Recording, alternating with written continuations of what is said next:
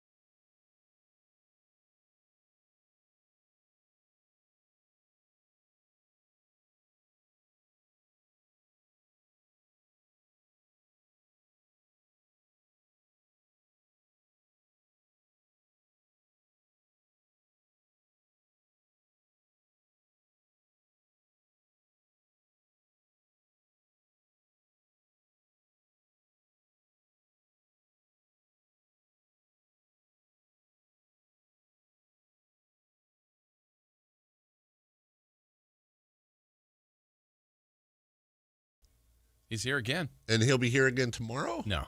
Well, he will be. But not here. Oh. All done after today. Oh, really? Yeah. Well. He's probably going to enjoy sleeping in. Oh, I'm sure he will. Yeah. Yeah, I am. I'm sure he will. I've noticed that I don't know what it is, the last few shows, I've been having these blood pressure issues. Weirdly, blood pressure's down. Yeah. Get ready for tomorrow. Actually, I didn't bring my blood pressure cuff, nor did I weigh myself the whole time I was over there, or whether in New York or England. And there's always that, like, when you come back, it's like, it's so hard to, like, I went out and I think I mentioned this, and, like, I went to the local whatever mart in both places because I had a little fridge in my hotel room, and I got, like, oatmeals, fruit, some granola, but, like, not the, like, sugary, terrible granola. It was like muesli or whatever they call it. And I tried to do well. And even a couple times, there's actually, this is going to sound really stupid. There's actually YouTube, look, for all the things that happen with social media or the internet in general, all the terrible things that it's brought, it is great to go on YouTube and sometimes, and you just, I need to find this thing, or is this thing out there? Does this exist? So what I searched for was, like, how can you exercise in your hotel? Like, is there a good, like, hotel workout plan? Man, so I did this one, it's like last Monday. And it's this whole thing where, and actually what it does is it sets it up so, like, they do it in real time so you can try to keep up, or you can pause it or whatever if they're getting ahead of you. And so, like, you have your hotel bed, so you can do, like, these, I don't know what to call them, but, like, planked push-ups, right? Mm-hmm. So you do a set of those. And then you turn around and you do them, like, backwards, right? And then it mixes in, like, sit-ups and, like, step-ups and, like, grab a trash can and do that. And it's funny, the exercise, like, I have this equipment at home I use that's like, oh, this is exercise equipment. But then in a hotel room, man, you can work a sweat up. And by the way, and I was on the ground floor too. I did think about that. Like, I don't want to be that guy. Right. That's, and it was, afternoon or whatever. I wasn't doing it in the middle of the night. And but you still worry. You come home and you're like, oh God, did I? Because you're going to have the night out where you're eating spaghetti carbonara, which is one of my weaknesses. I love that dish so much, or whatever, right? But I was pleasantly surprised. I waited a day and I weighed myself this morning, and I gained 0.2 of a pound. Oh no! I know from that, and because I have a little. And how do I know that? I have a little erase. You use the restroom, and you're like, I'm good. That's exactly right. Hadn't peed yet. Yeah. Have you ever done that? Oh, yeah, Wade pre and post. Yes. Yeah. Either one? Yeah. Yeah. It's actually kind of a fun exercise. It's so much I'm fun. talking about the weighing, Yeah. not the other thing, which can be fun. You go on the scale, right? 100% just watch the weight drop. I have a little eraser marker by my mirror, and so I'll write my last weight down and dates and stuff. So I had the last weight written down, and then I was like, look, It's on your mirror. yeah, because you can just erase it. Yeah, just like up in the corner, I have like the date and then what I weighed, and I'm trying to get away from like weighing myself every day because that's not a good thing. And I was like, okay, look, if it's anything under 3 pounds, like I'm good. Like I expected 3. I really was worried like 4 or 5, but whatever, you just get back on it and do your thing. 0.2 of a pound. So I don't know. I think a lot of that's just eating. You just don't generally eat as much, I think, when you travel as you do. So, and now we're getting back into, we had just bought a new carpet, like a giant throw rug for our front room because the dog said, we have a problem, actually, that I wouldn't mind some advice on. You remember Cesar Millan, the animal guy, dog guy? Wait, what? He does the thing where he goes on the neck of the dog or something, and they obey somehow. It's probably more complicated than that. But. Isn't it teaching the owners more than teaching? Yes. And they say there's no bad dogs. There's only bad. And I don't know if that's true or not, but in this case, it's 100% true. Like we're the bad ones, because we have 3 dogs. One, Nacho, who is just, she's like that. What is she like, man? She's like that thing of baking soda at the top of your fridge that's just been there since 1984, and you just, it's still there. Why not? What's it doing? Like, I love her. She was our rescue dog that we found in a parking lot, and she is just so old. We don't know how old. We haven't cut her open and looked at the rings, but she is incredible. Like, her teeth in the front don't exist anymore, so her tongue's always out. It takes her an hour and a half to eat because she just, all she really wants to do is stand over her bowl and growl at anything behind her. But she's my little, she's my dog. She belongs to me more than anyone else. She follows me everywhere. She's my little ride or die. But she is like, she might be 50 years old. I don't know. The problem is that the other 2 dogs kind of follow her lead. So the throw rug, we had just bought this new throw rug 2 months ago because the dogs we've gotten really good at using our little handheld carpet cleaner for messes. And we let the dogs out and we follow all the rules. Dude, I come home every day. No, most every day. And there's just a pile here, and we never know where it's going to be. It could be by the bathroom on the tile. That's fine. We can just scoop it up, spray. But sometimes it's on the carpet. Yesterday, when I got up in the morning, there was a nice pile waiting for me on the little bathroom mat in front of my mirror where I get ready when I get out of the shower. And yes, I have before in the middle of the night stepped in it, which is always a fun way to wake up. Not in this case. I saw it. Now I think Nacho, first off, she's old and has issues, but also she likes to mark. And then the other dogs mark. So we have this issue where we are in this perpetual state of cleaning up dog messes in the house, even though we feed them at the same times, we let them out, we do everything we can. They're just like, whatever. And yeah, we've tried, like, you got to catch them in the act, like, no, bad, but doesn't matter. We've tried the pads, we tried the sprays, we tried all that stuff. We even got some plug-in thing that we saw on Facebook because we're idiots. You tried the patch? The dog patch, like the Nicorette. We did that. It's a necklace. It's a collar, actually, with a little. And then on top of that, our youngest dog, Gracie, the little white dog,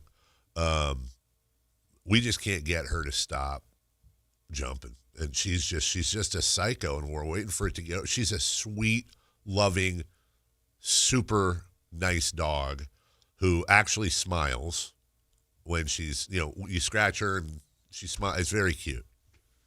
Yeah, okay. But, people come over and we have to put her outside, especially when my parents come over, because she'll just, tackle. Attack, yeah. Exactly. And so We don't know what I've read. I've watched videos, speaking to YouTube, and I love the dogs. Like, first off, we're not going to get rid of them or anything. They're part of our family. They're always going to be.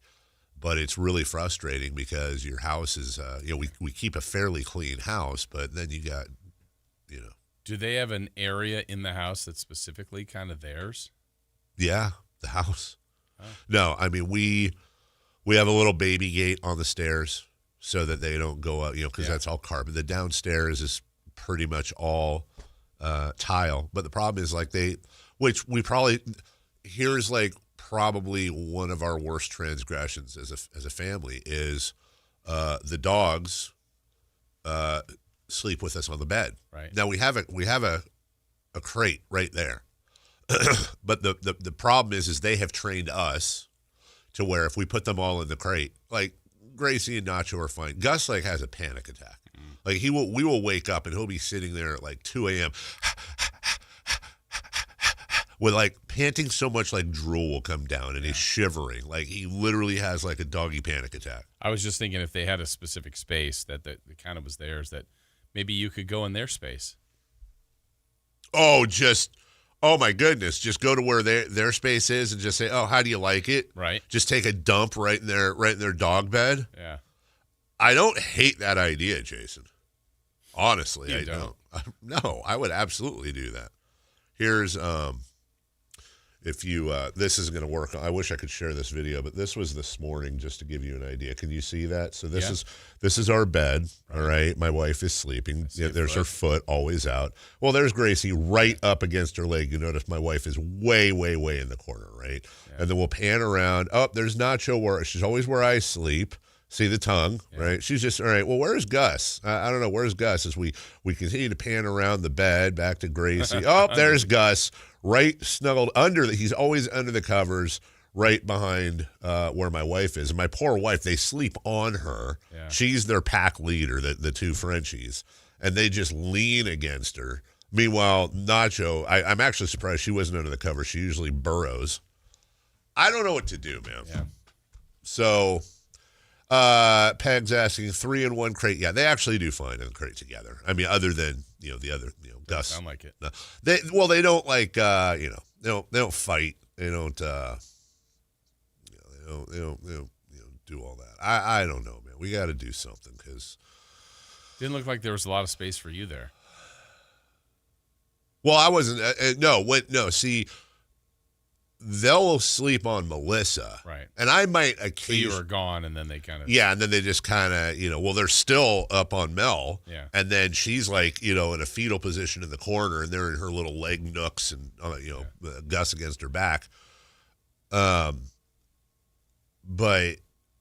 with me, they kind of, here's how I've trained them inadvertently. Occasionally I'll wake up and Gus or Gracie especially will be across one of my legs. And I don't mean to do this, but when I wake up and there's something on my leg, I kick out. So we've had issues before where, I'll launch a dog, which you don't want to. Look, Frenchies already have enough problems. You don't want to launch them off the bed and they land weird. And I always think about Deuce and Mo and their dog Carlin. It breaks my heart every time I see the puppy in the wheelchair, who I'm sure is living his best life. Right. I get it, but that's an example. Frenchies are not the most, genetically well put together dogs in the first place. So, I don't know what the answer is. I don't want to crate them all day. That would probably be a big answer. Yeah. Be to keep them in their crate till I get home. But then they're in a crate. But there's not that much time from when's the family gone? 8:30, 9? 8:30? No, they leave it. No, they leave at 7:30. 7:30. Yeah, so 7:30 to 10:30 or 11, huh? It'd be about 4 hours. It's not. It's not the worst. Right. They could. The other problem is we can't leave them in the backyard. We can't. No matter what the weather is, we can't leave them. We can, but we. I'll credit James Ham for this one. Funny, yeah, I know. Where's this one going? When I first got Gus, it was COVID 2020, and we were putting out, put out a picture of him and all that, and I get a call from James Ham, hey, what's going on? You know, James and I, we're friends, but we don't. He goes, hey, man, I just want, and he told me this story. I can't remember if it was him or a friend of his. But so anyways, Frenchies can't swim. And so it was either I think it was a friend of his that just happened. Like they had a pool in the backyard. We have a pool in the backyard. And they came home and their dog had been in the backyard. They went to work. They came back. Dog was at the bottom of the pool. Oh. Yeah, exactly. Like I can't even imagine that. So we could put a fence around the pool, I guess. But yeah, so we can't leave them unattended. Floaties? It's not the worst. No, it's not. It is the worst idea. It's not the worst idea. Floating at the top of the pool for 7 hours while you're at work. Yeah. Well, I mean, at least they'd be floating. Yeah. Maybe they'll fall asleep. And I have actually, and this might sound mean, I don't know. It was meant to be mean, but I have also personally proven that my Frenchies can't swim.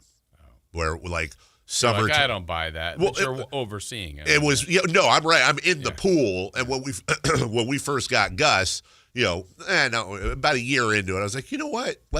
Maybe it's other Frenchies. And so I bring Gus in the pool, and immediately, like, his eyes go bing, like saucers. I'm like, this is, I want to be familiar with it, and, like, hopefully. So I'm right by the steps. I'm in the pool. I'm holding him kind of like a baby, and then I just kind of let him go. And for like 5 seconds, he is not happy. He's dog paddling, and then, Oh, yeah. You're like, all right. I was like, all right, cool. Yeah. Same They thing don't with- even go, like, if you're all in the pool, like, to that little step or something and try to get their feet wet or no? No, what happens is, so what Gracie does is Mason has a little basketball hoop. And if he misses, she grabs the ball and runs into the grass with it. It's a fun game for Good her that pisses rebounder, him off. bad Great passer. rebounder. And she barks until he shoots the basketball. Gus thinks that the pool is the devil, which is what I want him to think. I'm not worried about him just jumping in the pool on his own. What I'm worried about is them zooming around the backyard and Gus, who can be clumsy. You've seen the video where he fell on the beach, like he's that dog. Gus is rounding a corner and slides into the pool. And I literally, knock on wood, I've had actual real nightmares where, like, Gus slipped into the pool and it's like Indy Jones. Like, you see the one paw up on the cement trying to hold on and then it slowly slipped. Like, if I came home and that it's not like, I'm not going to compare it to losing a kid or something. Oh, but that's traumatic. My God, I don't know. I would never, ever, ever, ever forgive myself. So we deal with crap in the house. But I feel like there's a better solution. Camp says dogs interrupt sleep and bring allergens. Probably true. Look, it's a net positive. It's a net positive. We love them so much. They bring so much to our family. When I get home, I'm as excited to see them as I am my actual family. It does not matter. They are always happy, and that's why I love dogs so much. Like, they don't own a thing in the world. Right. They don't have a possession. They don't have a job. They own zero. But when you get home, their currency is, I love you. I have been waiting all day for you to come in this door. I have been looking out the window. I have been dozing in the windowsill, just waiting for a sign. Every time you leave, I think you're leaving forever. And you're gone, 4 hours, but in doggy year, that's 28 hours or whatever. And when you come home, I want to do two things. I want to show you how much I appreciate you coming home. And by the way, I said they don't have any possessions. I'm going to go, they all do, well, Nacho's just in the corner, but Gus and Gracie do the same thing. They furiously look to their dog bed or wherever for their little rope or their chewy or their whatever bone or everything they have. And then when I come in, they've got their bone in their mouth. They're so proud of it. This is my possession. I want you to know that I have it. Yeah. I'm sharing it with you because I love you, and that's worth it. But I think you might be missing more. I think Nacho works. I think Nacho probably has a job. You leave, it's like time to punch in. That's why it's Nacho's more tired of the group, right? Far more tired. Yeah, she just Nacho been working for years. She has. She finds a perch or a place to burrow, and then she just sticks her nose and her eyes out, and she just surveys everything. I feel like she She's thinks the inspector. she is really the inspector. And then when the kids come home, when the kids are around, like my son will play video games with his friends or whatever, and I go over there and he's on his little chair with the dogs piled on him playing video, and he loves that. Avery comes home, and she's the only one that can out-zoomy Gracie. I mean, they go, she has actually freaked Gracie out before because she gets the zoomies on Gracie. And Gracie cannot keep up with my daughter's zoomies. Nobody can. Nobody knows. So we'll figure that out. I'll update you on that. But It's got to be a great feeling to walk around the house and bloop, yeah. Well, yeah, and step in it. I know that's waiting for me. I wasn't feeling too great after the show yesterday. I'm still trying to beat this thing. So I didn't do it yesterday, but when I came home, I noticed that there were the floors need to be mopped. Like, they're clean, but they need to be mopped. And I'm always very careful not to mention that when I come home because Melissa's very sensitive about it. And if I were to say something like, "Oh man, wow, dogs really did a number on the floors," let's say I was to say that, an innocuous, it's a fact, the response would be something like, "I know it's been a crazy week. I'm sorry. I'm a terrible wife. Like, what do you want from me, Mason? This, that." It's like, I wasn't trying to come at you. I was just you're a busy person. Also, one other update I thought would be very cool. My son is taking his first professional driving lessons this Saturday at 8 a.m. He has his permit. Yeah. When I was a kid, I think same for you. You turn 16, you can get your license, but you got to take driver's ed. Correct. And if you don't want to spring for driver's ed, which I didn't, when you're 18, you didn't need it. You just go take your test and you get your license. I got my license the same day without taking driver's ed. You probably took driver's ed, right? I did. I wasn't ready to drive. I was too much of a zoomies. Ding dong. But when I did my 18th birthday, I just went right in the DMV. I think paid the $15, whatever the hell it was. Dude, he had to pay like $50 to get his permit, which now allows him to take the driving lessons. You know how much his driving the required driving lessons through school or independent? Independent. I don't think the school offered $400. Wow.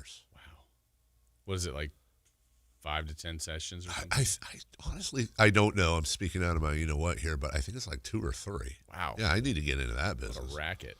So he does that this weekend, and then I guess he's got to drive X amount of 6 months. And then he can get his license, which is going to be great for us because he can kind of go back and forth on his own. But it's a lot. It feels like it's a lot harder to get your license now than it used to be. I guess so. I know less and less kids are as eager to get it as I felt like. That is true. Myself, I mean, it wasn't an issue for me getting the permit or getting the license. It was like I didn't have a car to drive. And it was like, "Mom, can I borrow the car? Dad, can I borrow the car?" Just if you could ever borrow a car, it was like the greatest thing ever. Yes, you ever heard in your life. I think there's also a rule where there's a certain amount of time, or maybe before you're 18, I don't know. Like he can't drive. He can drive on his own, but he can't drive with like another kid in the car. That's new too. I mean, I say new. It's 15 years new. I don't know. Yeah. But nothing that we had before. That's nothing. Used to be to say you're 16. Yeah. Get your license and go. Go. What could go wrong? Remember the first time I had a manual little stick shift truck, and I don't know why this. I apologize. Excuse me. I don't know why this always sticks out, but I remember going out for my first drive on my own, and I went up Marconi, and I just kept going up Marconi and Carmichael, and I ended up turning into some people remember this. I think it was Marconi and Fulton. It was a big auto store called Tognotti's, and I went into the Tognotti's. Still there. Is it still there? Mm-hmm. Is it really? I believe. Oh, okay. I mean, that is a Sacramento institution. It really is. Went into Tognotti's, parked, was so nervous, but also like I'm nervous. I'm gonna conk out. It's a stick shift, I'm gonna pop the clutch or whatever. I go into Tognotti's. I had like $3 and a full tank of gas. My dad gave me a full tank of gas. It was like the coolest thing in the world. Like, happy birthday! You got your license. Here's your tank of gas. Go drive. Go have fun. And I went in and I got a vanilla air freshener and I hung it on my rearview mirror. And man, I don't know why that was like the greatest person. Like, I am an adult. I have a car. I could drive to North Dakota right now if I. And I might. And I just might if I had the gas money, which I know. But and I'm going to get a. And I have a nice smelling car. I would like a vanilla. I don't want pine. New car smell wouldn't really work here. I'm going to get a vanilla air freshener with the big yellow leaves. I'm going to hang it. And you know what? I'm just going to turn left down this street. Next Why? to the big fuzzy dice. Yes, exactly. And the hula girl. Yeah. And then I think I just drove around a bunch of streets. It's so funny how when we get older, driving can be I got to drive across town and all that. But man, when you first get your license, like I am going to explore. I'm going to go, I want to go to this park. I want to go over here. I have freedom. Yeah. Then you get old. Everything's a chore. But it's worth it. You don't like to drive now? I don't hate it. It's just it's a necessary. Like I don't get in the car. Like, hey, I like good drives. Like if I'm driving on the coast or something, I enjoy that. Or convertible on a spring day. But if it's just like I got to go to Elk Grove, I got to go through Fairfield. Not a fan. Am a fan of sports though, and I hope you are too. That's why we're all tuned in. We got a lot to get to today. DeAndre Hunter. We spent a lot of time on the Kings going outside. That'd be nice to look, whatever you want to say about the trade, let's look at the guy they got. They got a new player. And how long has Scott Perry coveted this guy? Well, longer than you might think. And we have the audio to prove that. Super Bowl opened their media week yesterday. We'll get you an update on that. Always stupid questions asked and answered.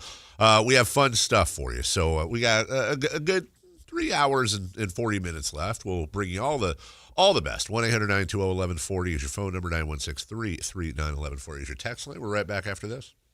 Big tax changes this year could mean a bigger refund, and Jackson Hewitt knows how to get you your biggest. You'll get $100 just to try us. That won't make you filthy rich, but definitely gas plus groceries rich. And since we know all the new tax codes, you could get thousands back, which would make you low-key loaded. Or at least wealthy adjacent? Go with our trusted pros and get $100 to switch. Rest easy. Jackson Hewitt's got your taxes. Guaranteed. Limited time offer for new clients. Participating locations only. Details at jacksonhewitt.com. Why'd I go to the doctor? Working on the farm, my heart kept skipping a beat. I didn't think much of it, but my daughters made me get checked out. Turns out I have atrial fibrillation, which increases the risk of stroke about 5 times. Symptoms like irregular heartbeat, heart racing, chest pain, shortness of breath, fatigue, or lightheadedness can come and go. But if it's AFib, the risk of stroke remains. If you have symptoms, contact a doctor. I'm so glad I did. Visit notimetowait.com. Sponsored by Bristol-Myers Squibb and Pfizer.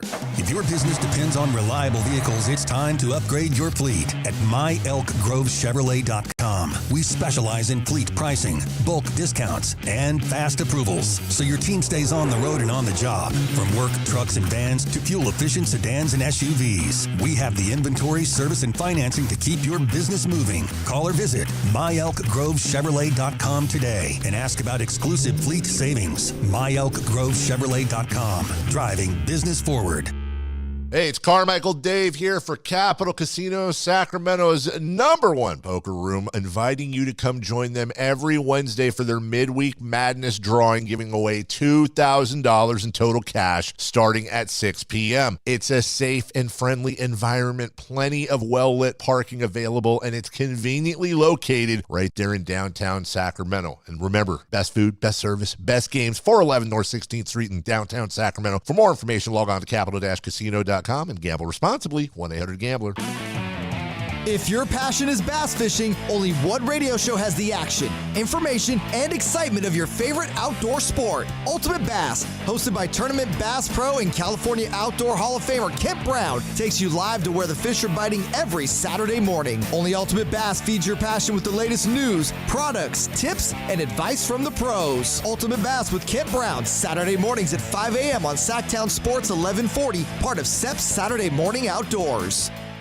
Hagen Oaks knows you can buy a driver off the shelf anywhere, but Hagen Oaks is the only place where you'll find total game fitting. The Hagen Oaks TrackMan-powered player performance studio fits clubs to your swing. Ping's Ballnamic Ball Fitter finds your optimum golf ball. The putter fitting studio makes you a better putter, and FootJoy's 3D foot scanner finds your correct fit. In fact, Hagen Oaks will fit you from head to toe with equipment and apparel to make you the player you want to be. It's total game fitting, and it's only at the Hagen Oaks Golf Super Shop, Fulton Avenue at the Cap City Freeway. Country in the Park is back. May 8th and 9th at Cal Expo. Miranda Lambert. John Party. And more. Line dancing, live DJs, mechanical bulls, huge festival area, and food trucks. Tickets start at only $68. It's the perfect Valentine's gift. Surprise them with live country music and dancing. Country in the Park, May 8th and 9th at Cal Expo with Hoblit Chrysler Dodge Jeep and Ram Center and Hilton Sacramento. For more info, visit CITPFest.com.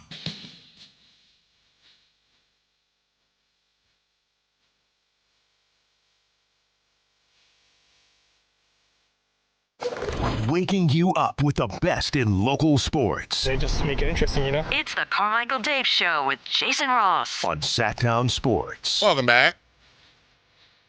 A lot of, like to see this, a lot of first drive lessons, or stories from folk.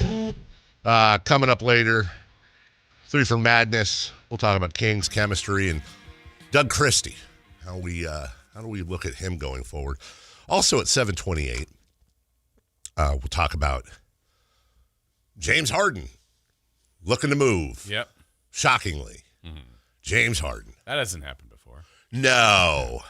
And it tells you all you really need to know about James Harden when the Clippers are hottest team in the NBA. And he's like, yeah, I'm good. Time to move on.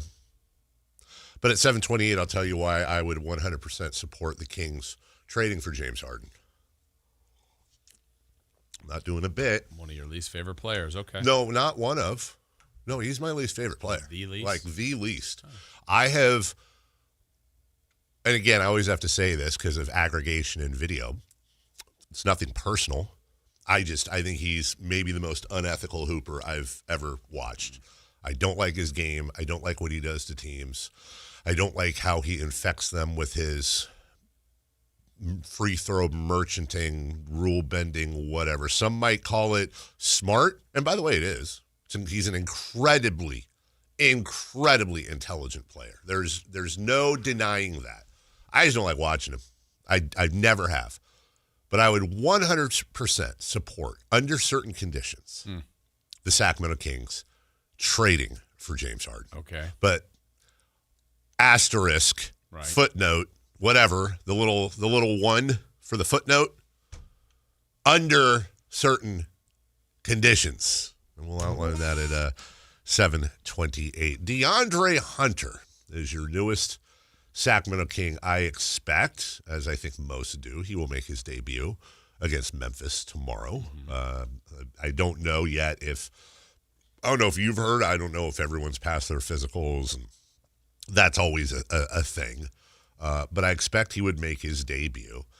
Again, as we talked about yesterday, when you're 12-39, we're all conditioned when a trade, hey, we got the new guy. Let's see what he can do. Maybe this can start us on a streak here. That's not why this was necessarily done. He is 28 years old. He turned 28 in December. He was the number 4 pick by the Lakers back in 2019. This year, he's averaging 14 points, 4 boards, 2 assists on 42% from the field in 43 games for Cleveland. He had a career-high 19 points per game for Atlanta back in about a year. It was last year, as a matter of fact, in part of his time there before he went to Cleveland.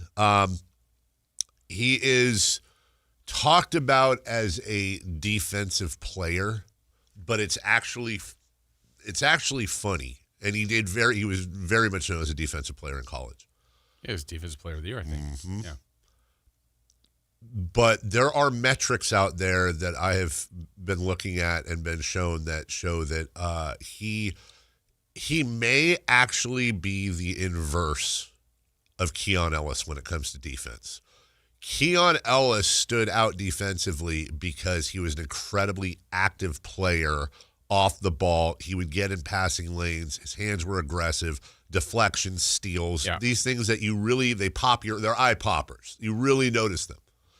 But Keon Ellis was targeted many times by other teams for his on-ball defense, which was not his strength. His on-ball defense could be targeted, and he would have size issues. DeAndre Hunter does not have size issues, and his on-ball defense is, by all accounts, fine to plus. But his off-ball defense, the numbers are not good. The numbers do not say. Not only what I see, I saved it, and it's going to take me forever to find it. But there were a couple of defense. I want to say it was like something called LeBron, which I won't get into what that is. But there is actually a metric called LeBron, where he was worse in the league. So it is a mixed bag with DeAndre Hunter. Now, look, sometimes that's who's surrounding you. Sometimes that's the system you're in, right? Who you're playing with, and willing to give him the benefit of the doubt. What I do know is he is 6'7", 220.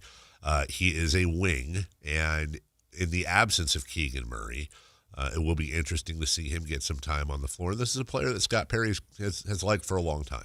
Yeah, and I think, there's areas of need that he helps fill, like the size part. I think they've sorely missed that 6'7" to 6'10", 6'9", long-armed wing. They don't have a lot of them, really any. And so I think that's one area he will help. Obviously, you had to give up something to get him.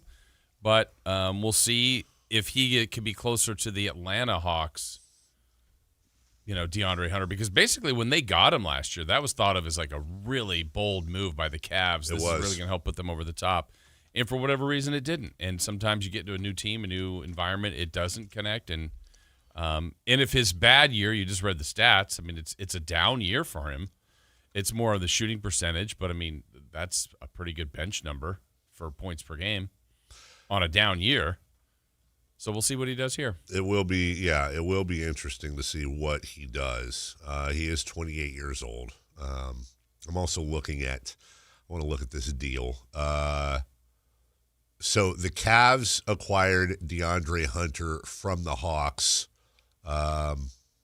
last year. I think either less than a year, almost exactly. Yeah, it was right at the end of the deadline, The Hawks... the Cavs gave up to get DeAndre Hunter, Karis LeVert, 3 future second-round picks, 27, 29, and 31, and 2 future pick swaps. I don't have here what the protections are, if any, on those pick swaps. Cleveland sold him at a heavy discount compared to what they paid to get him. Right. And that was a year ago. So in a perfect world, I think, in a perfect world, DeAndre Hunter is given the time and space on a very bad team to resurrect his career back to where it was just a year ago. And then Scott Perry this time next year, now all of a sudden you have DeAndre Hunter, who is a wing, who hopefully can become a 3-and-D wing again. And imagine if, again, I'm saying a perfect world, right. Blue sky. I'm not saying this is going to happen, but if he can then turn around and flip DeAndre Hunter next year for anything resembling that, well, now all of a sudden you got to go back. And that's why it's so difficult to look at that Keon Ellis trade right now, because if this summer, draft, next year, whatever, they flip Hunter again, and again, blue sky, well, now all of a sudden you've got to add that in and say, okay, well, you bought low and you sold high. And that's what rebuilding teams have to do. It's not always going to be Paul George for Shai Gilgeous-Alexander. Right. A lot of it is in the margins. Yeah, and to see what you get out of him while he's here. Yes. Whether he starts, whether he comes off the bench, whether it's a combo, I'm sure they're going to look at a lot of different things. Is there a scenario where he's here to start next year and he's playing with Keegan? So yes. 2 longer defensive-oriented, at times, wings and athletic. Yeah, so they're going to have some options where they didn't before, and they had more options in the backcourt, and so they're going to have to adjust that over time, too. 2 open roster spots as of this second right now for the Kings as well. Which makes you wonder, look, they're not in the Giannis sweepstakes. They're likely not in. I know you're going to talk about Harden later. Yeah. But could they be a facilitator in any of those? Like, hey, we need a 3rd team. We need a 4th team. Yeah. Hello, hi, we're here. Yeah, and to bite off the apple there and get a little something. And that's how you do these things. Yeah. Oh, we got 2 open roster spots. Yeah, we can take stuff back. Mm-hmm. For example, I know I have this in here somewhere. It's I thought I had Sabonis in here somewhere. Yeah, you did talk about Sabonis. Do I have him coming up? Because I don't want to steal that. No. Oh, Toronto. Yeah. 7:43. Because I want to revisit the Sabonis, the rumored Sabonis, Jakob Poeltl. Mm-hmm. There's also a scenario where I would do that and take Poeltl back. But, again, much like the Harden thing, just to kind of, this is how Scott Perry, I think, is and should be thinking. We'll get into that and how that would work. Now, the assumption is if the vets remain, in other words, Sabonis, Levine, DeRozan, after this trade deadline, how do the Kings operate forward? We'll get to that as well a little bit later in 3 for Madness, because I do think it's time we talk about that and what the rest of this season is going to look like for the Sacramento Kings in that scenario. We'll take a quick break, though. When we come back, Super Bowl opens their media week. Early returns from the media, not good. Not good. Bad media? Terrible media. And I'm sure there was I did see one reporter, I thought this was a joke, but I think maybe it isn't, ask Mike Vrabel if Sunday was a must-win. As always, it's stupid time. We'll get to it next. This is Bill Cartwright. Join us Thursday, February 5th at the Golden One Center for the Sacramento Sports Hall of Fame celebration. Why choose a Sleep Number smart bed? Can I make my site softer? Can I make my site firmer? Can we sleep cooler? Sleep Number does that. Cools up to 8 times faster and lets you choose your ideal comfort on either side. Your Sleep Number setting. Enjoy personalized comfort for better sleep night after night. And now, during our President's Day sale, take 50% off our limited edition bed. Shop now for a limited time. Only at a Sleep Number store or sleepnumber.com. This year's tax changes. Better not get caught snoozing. Miss one deduction, lose thousands. Not amusing. Big tax changes can mean bigger refunds at Jackson Hewitt. And right now, get $100 just to try us. Don't worry, tax filers. If money is tight, get $100 from Jackson Hewitt, so you'll sleep better at night. Limited time offer for new clients. Participating locations only. Details at jacksonhewitt.com. Are you living with dry AMD? If so, you could be on the road to geographic atrophy, or GA, a condition that leads to retinal cell death and permanent vision loss. But with Izervay, you can slow it down and get it going slower. Izervay slows GA progression by targeting a key source of retinal cell death, which may help preserve your vision longer. Izervay, or Avastin Capted Pagel, is a prescription eye injection used to treat GA. Don't take it if you have an infection or active swelling in or around your eye. Izervay can cause eye infection, retinal detachment, or increased risk of wet AMD. Izervay may temporarily increase eye pressure. Your vision may be impaired after an eye injection or exam. Don't delay. Ask your doctor about Izervay today. Izervay gets GA going slower. Visit Izervay.com. That's IZERVAY.com. Paid for by Astellas Pharma. Talking about guns with others might not always feel comfortable, but it could save a life. Here's a way to start a conversation. Your family is going over to your neighbor's home for dinner for the first time. How would you ask if there are any unlocked guns in the home? Hey, we're so excited for tonight. Before we come over, though, may I ask if there are any unlocked guns in your home? Our guns are stored securely, locked in a safe that the kids can't access. Awesome. Learn how to have the conversation at agreetoagree.org. Brought to you by the Ad Council. Shopping with your parents can be embarrassing. Why would they sell jeans with holes in them? I'm going to speak to the manager. Mom! That hoodie is giving. You should get it. YOLO. Thanks to the Chase mobile app, your kid can shop independently while you keep an eye on their spending. So you can go from we can be twinsies to how was shopping? Saw you stayed on budget. Thanks, Mom. Freedom for kids, control for parents. That's family banking from Chase. Account subject to approval. Chase mobile app is available for select mobile devices. Message and data rates may apply. JP Morgan Chase Bank N.A. member FDIC. Guys, did you know your testosterone affects everything in your system, including how you feel and perform every day? Right now, Revive Men's Health Sacramento will check your testosterone for free. Knowing your T levels is the first step in understanding if you have low T. Your testosterone level impacts your energy, libido, sleep, weight, hair loss, mood, and even ED.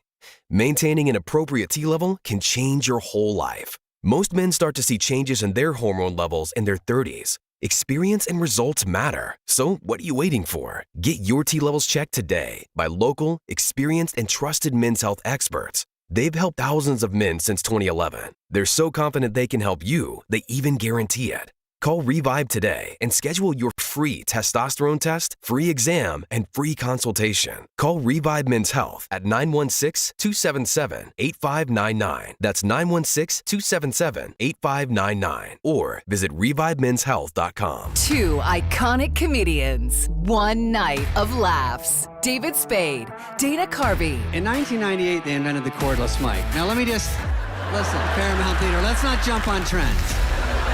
Even in the best marriage, at one point, you look over and go, not my best choice. Friday, February 27th, the venue at Thunder Valley. Tickets on sale now at visitthundervalleyresort.com. David Spade and Dana Carvey, together.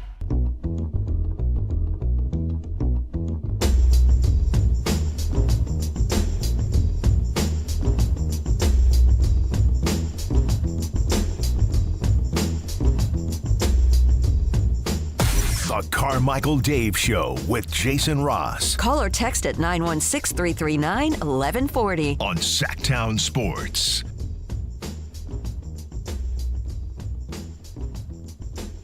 So the early returns from the media are not good when it comes to the opening of the festivities. Okay, how so?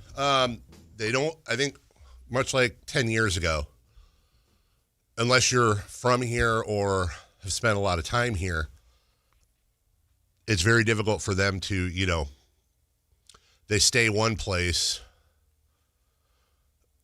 The stadium is in one place. The festivities are somewhere else. Right. It's an hour plus apart. A lot of them didn't rent cars. They're used to. So the media's upset. Media. Yeah. Early returns from the media. Not only that, but then a lot of folk I'm reading saying, hey, when this is in New Orleans or LA or a lot of these other spots, the NFL really makes it seem like a big deal. But they put us in I don't know where it was, the Moscone Center or wherever they put them. They say it just seems dry and sterile. And I don't know whether to take up the side of, come on, guys, you can do better than that. Like, you're showcasing yourself. Like, let's go. But then the other part of me is like, it's not about you, media. Shut up. Go there and do your interview and broadcast it. And I care about it. Is the game going to be cool? Is the actual game itself going to go off without a hitch? Is it going to look pretty on TV? So part of me, pretty. Yeah, part of me is like, okay, that's just spoiled media mad because there's not, for a lot. Look, let's just be honest. For a lot of media covering the Super Bowl, you and I have covered many a Super Bowl, done Radio Row and all that. I think you and I are generally similar in the sense that we go, we do our jobs, we work hard, whether it was, in LA or Arizona or wherever it was. And then we come, we do our show and then, maybe we'll go to dinner or, we'll maybe do something, but we're there to work. And that's what matters. A lot of media, this is a party week, man. They go out there, they're seeing a bunch of folks, they're having fun. It's a junket, companies paying for stuff. You're going out, you're going to clubs and different activations. Right. A lot of whether there's literally media parties, other parties. All over the place. Yeah. And a lot of times there's a lot of free swag because these are influencers. And what a great way for a company to get their name out that, hey, here's some free product, here's this, here's that. And anyone in media is, this is just, hey, if it's free, it's me. Gimme. And then I'll tweet how great it is or whatever. And maybe I can they're out there working. And I'm not faulting the media for that. I'm just saying from we always try to straddle the line between we're media, but also our job is to serve the fans and serve the folk that we are as well. It is kind of a slimy thing, and So you go out and you're like thinking, by the way, and half the country, if not more, especially when you're talking about Boston, like it is not warm there currently. So now not only are you covering the Super Bowl, but you're on an all expenses paid junket to a warm weather city almost always, whether it's Tampa, New Orleans, LA, San Francisco. They're out here on a paid vacation, and on top of that, they want to party, they want to be served, they want free crap, and if they don't get it, they're going to bitch about it. So honestly, that's kind of the side. I'm on the side of like nobody cares. Right. Nobody cares that you're having a bad time and there aren't free sandwiches. And yeah, if I was out there and there were free sandwiches, I would want one. Mm-hmm. But also, you're there to get content. You're there to cover the game. You're there to serve your listeners. I'm sorry that you couldn't get hammered with a bunch of supermodels at the PlayStation, rollout club. That's not really, Woe is you. Woe is you. Yeah. Meanwhile, Fred is, back home in Boston is laying brick, listening to you on the transistor radio with the rest of his crew, and you're like, "Where's my sandwich?" Bro, you're already getting paid to, lay brick. Yeah, come on, man. Yeah, exactly. There was some sound yesterday. There will be a lot more sound throughout. I mentioned it earlier. Here's Mike Vrabel, coach of the Patriots, with so far the question of the week. Is this a must-win game? A must-win? Yeah, I think every time we go out is a must-win game. I mean, it's kind of the attitude that I've always taken in the National Football League. I mean, props to Vrabel for not destroying. But like, do you remember? This was a few years back. This is a joke question, by the way. 100%. He does it every year. But, like, come on. Who's the he? I don't remember his name, but he does it every year. Like, honestly, at some point, good for him, too, because you're doing that for clicks. It's a good bit. I like it. You like that? I think that's funny. I think it's obviously annoying. I'm not trying to look, I'm all for fun and games. I really am. I'm not trying to be a boomer here. It's just like that question, I just wish he would have said no. No. Yeah, no. And just no further detail. There was a question a few years back, and I can't remember if it was at the Super Bowl or not. I want to say it was Brian Flores, but I could be, my memory sucks. Somebody asked him something about, like, his record in cold weather games or the team's record, and how did you prepare? And he was like, well, it's in a dome. So, like, he tried to answer it, not super embarrass the reporter, but also, like, do your research. Right. Like, the game is be better than that. Yeah, exactly. One thing I do love about Mike Vrabel is, and you and I have dear friends in this business that are of the female persuasion, and we know how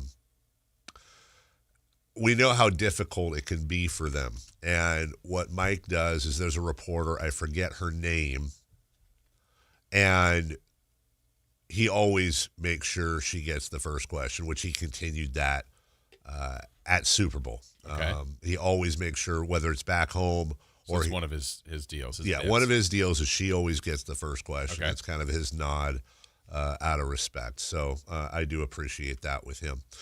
Other things, other questions of note. Here's Mike McDonald, head coach of the Seahawks, on 49er fans being mad. What's that all about?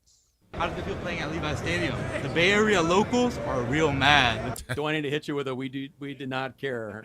We're here to play a football game. Where is it? Let's go play. Mm-hmm. Okay. That's a diplomatic answer, right? Sure.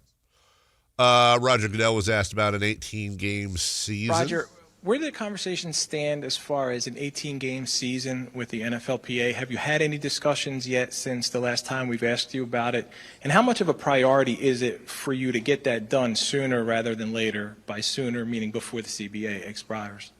Well, we're fortunate we have quite a long CBA in front of us, but I think we have not had any formal discussions about it, and frankly, very little, if any, informal conversations. I've heard people talk about it in the context. It is not a given that we'll do that. is not something that we assume will happen. It is something that we want to talk about with the union leadership. As you know, they're going through a transition, and hopefully that'll get solidified this spring. And as they determine their priorities, we are doing the same on the ownership level so that when we get together, we can address these issues together. Okay. Yeah. Diplomatic. Sure. I mean, they're playing like 90 games overseas next year, but that's fine. I mean, it does make sense, I think, to get to 18 and drop the preseason down to 2. I think that would be great for the league, but it doesn't sound like he's pushing that like as a has to happen now. But 18 is coming. Yeah. 18 is coming. Roger Goodell was asked about the international games. Well, it's changing hourly, but the one thing I do know is we're going to have 9 games internationally. Gotcha. And we're excited by that. We're in several new markets, Australia. We're moving from Rio to Brazil. You mentioned Paris is a new market. We're going back to Munich. We're going to be in London, of course.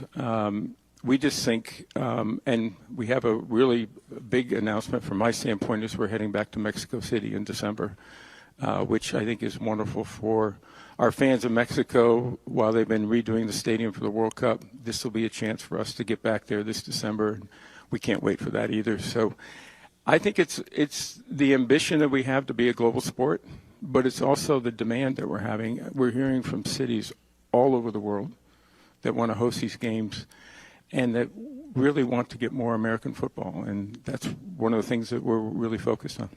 Do you think part of the desire, besides more money, of the 18-game schedule, do you think there's been complaints about the teams that do travel and play overseas? Like, hey, that's costing us a home game.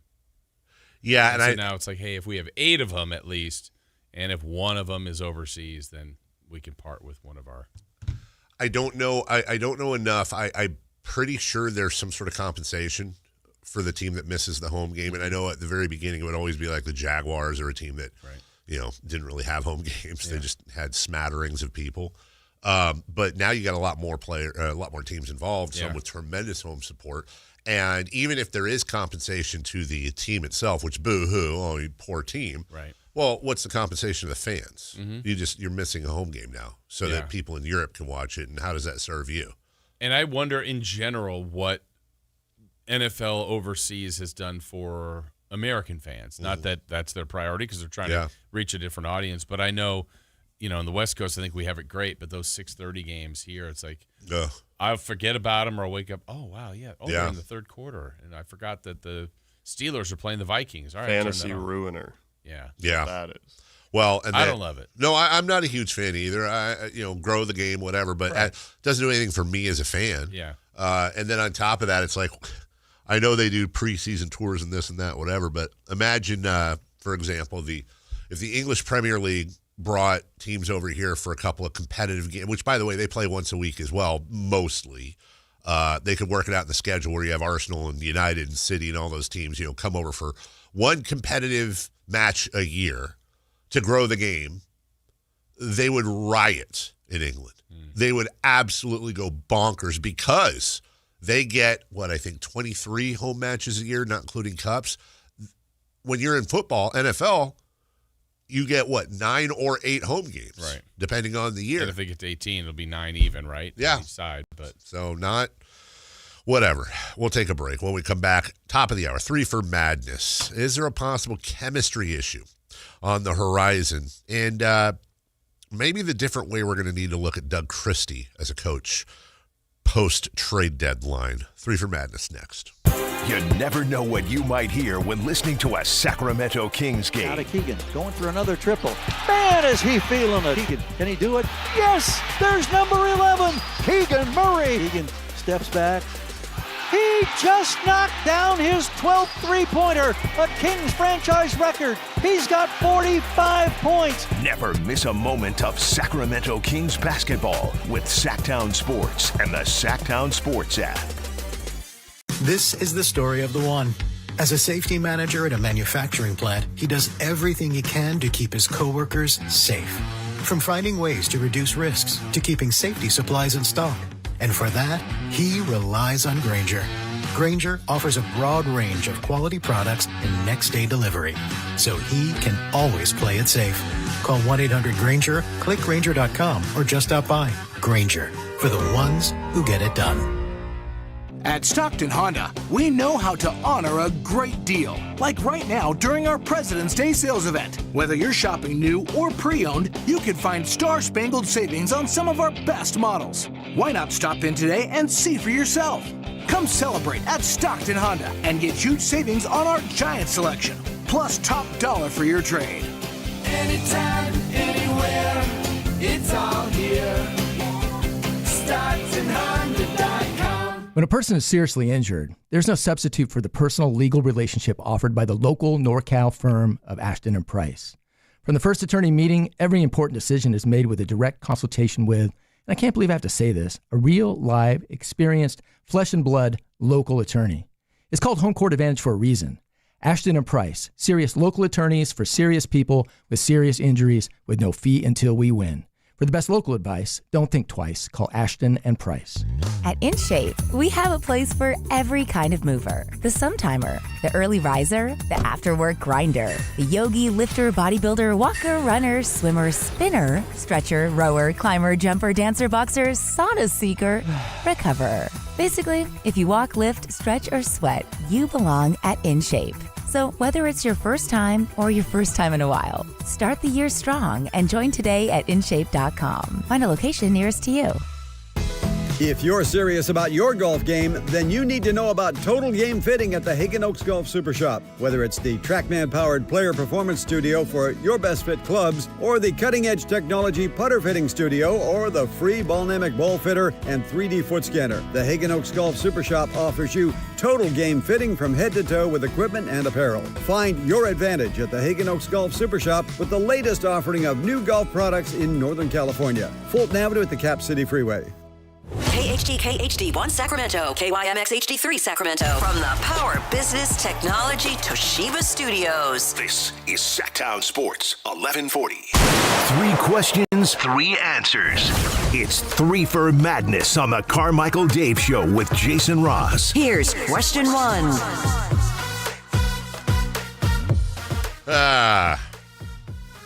Coming up at 7:28. The conditions in which I would accept a James Harden trade to the Sacramento Kings. Yeah, I know. Oh, if Ben Simmons is involved? Yeah, let's go, baby. Scott Perry on DeAndre Hunter. Coming up at 7:43. We have audio. In the meantime, in the place of Chris Verlaud, who honestly almost forgot he works with us. Does he? I don't know. Yeah. The lovely and talented Anthony. Good morning, Anthony. Good morning. Good morning. Do the Kings I like the pause. I do too. have a possible chemistry issue on the horizon? Yeah. How so? Let's assume that there are no more deals. Okay. You got Monk. Let me leave Monk out of it. You got DeRozan, Levine, and Russ. And Sabonis. And I think they're playing. We've already seen sniffles of it. But once this deadline hits and they're not gone, they're going to see their playing time truncated, I think, quite a bit. I don't think they're going to be benched or sent away, although who knows? Maybe there's a buyout with DeRozan. I truly don't know. But it's got to be handled very carefully. Now, on the surface, it's like, oh, you're getting paid a crap ton of money to do less work. Ooh. But these guys also, it's more than the money for them, and I respect that, and they have a very finite amount of time to play. Really, all three of them, Sabonis and Levine, are probably closer to the back end than the front ends of their prime, but still in their prime. DeRozan, and he said this before, he ain't going to be around forever. He's coming to the end here, and he wants to do something, and these guys are going to have to give way. And Westbrook, same thing. He's playing for the love of the game, and that's one of the things we've loved about him this year. But these guys are going to give up minutes on a very regular basis to the youth. Right. And it has to be handled very, very correctly. And I hope they will. I don't know what else you can do other than to go to them, go to their agent, say, guys, we aggressively tried to move you. And unlike, Scott Perry can't say this publicly, but he certainly can say it to the player or the agent. Here's the offers we got for you. Here's the market for you. Like, I'll show you the text messages. Mm-hmm. None of it made sense. All of it hurt the team or just didn't help. So we wanted to move you. We tried. We didn't have a choice. We need you guys to be professionals, and then it's just up to them. Are they going to be, which they have so far? Yeah. Or is it going to be one of those, we start hearing rumblings? I don't know. Yeah, this is the spot. I wouldn't say I've been worried about. I just wanted to put out there for a while about, okay, I think the Kings have been more than open about aggressively trying to deal some of these veterans. Scott Perry has said he's wanted to get younger, totally understandably so. But if they're not traded, then what? So and there's not, 5 games left. There's 30 right now after tomorrow, and then after the deadline, I think there's going to be 26 still. So that's a good chunk of the season. These are talented players, Hall of Fame resumes for a lot of these guys. And some of them are also still signed next year. Yes. So it's like, oh, well, we're going to kind of park it or just play you a lot less.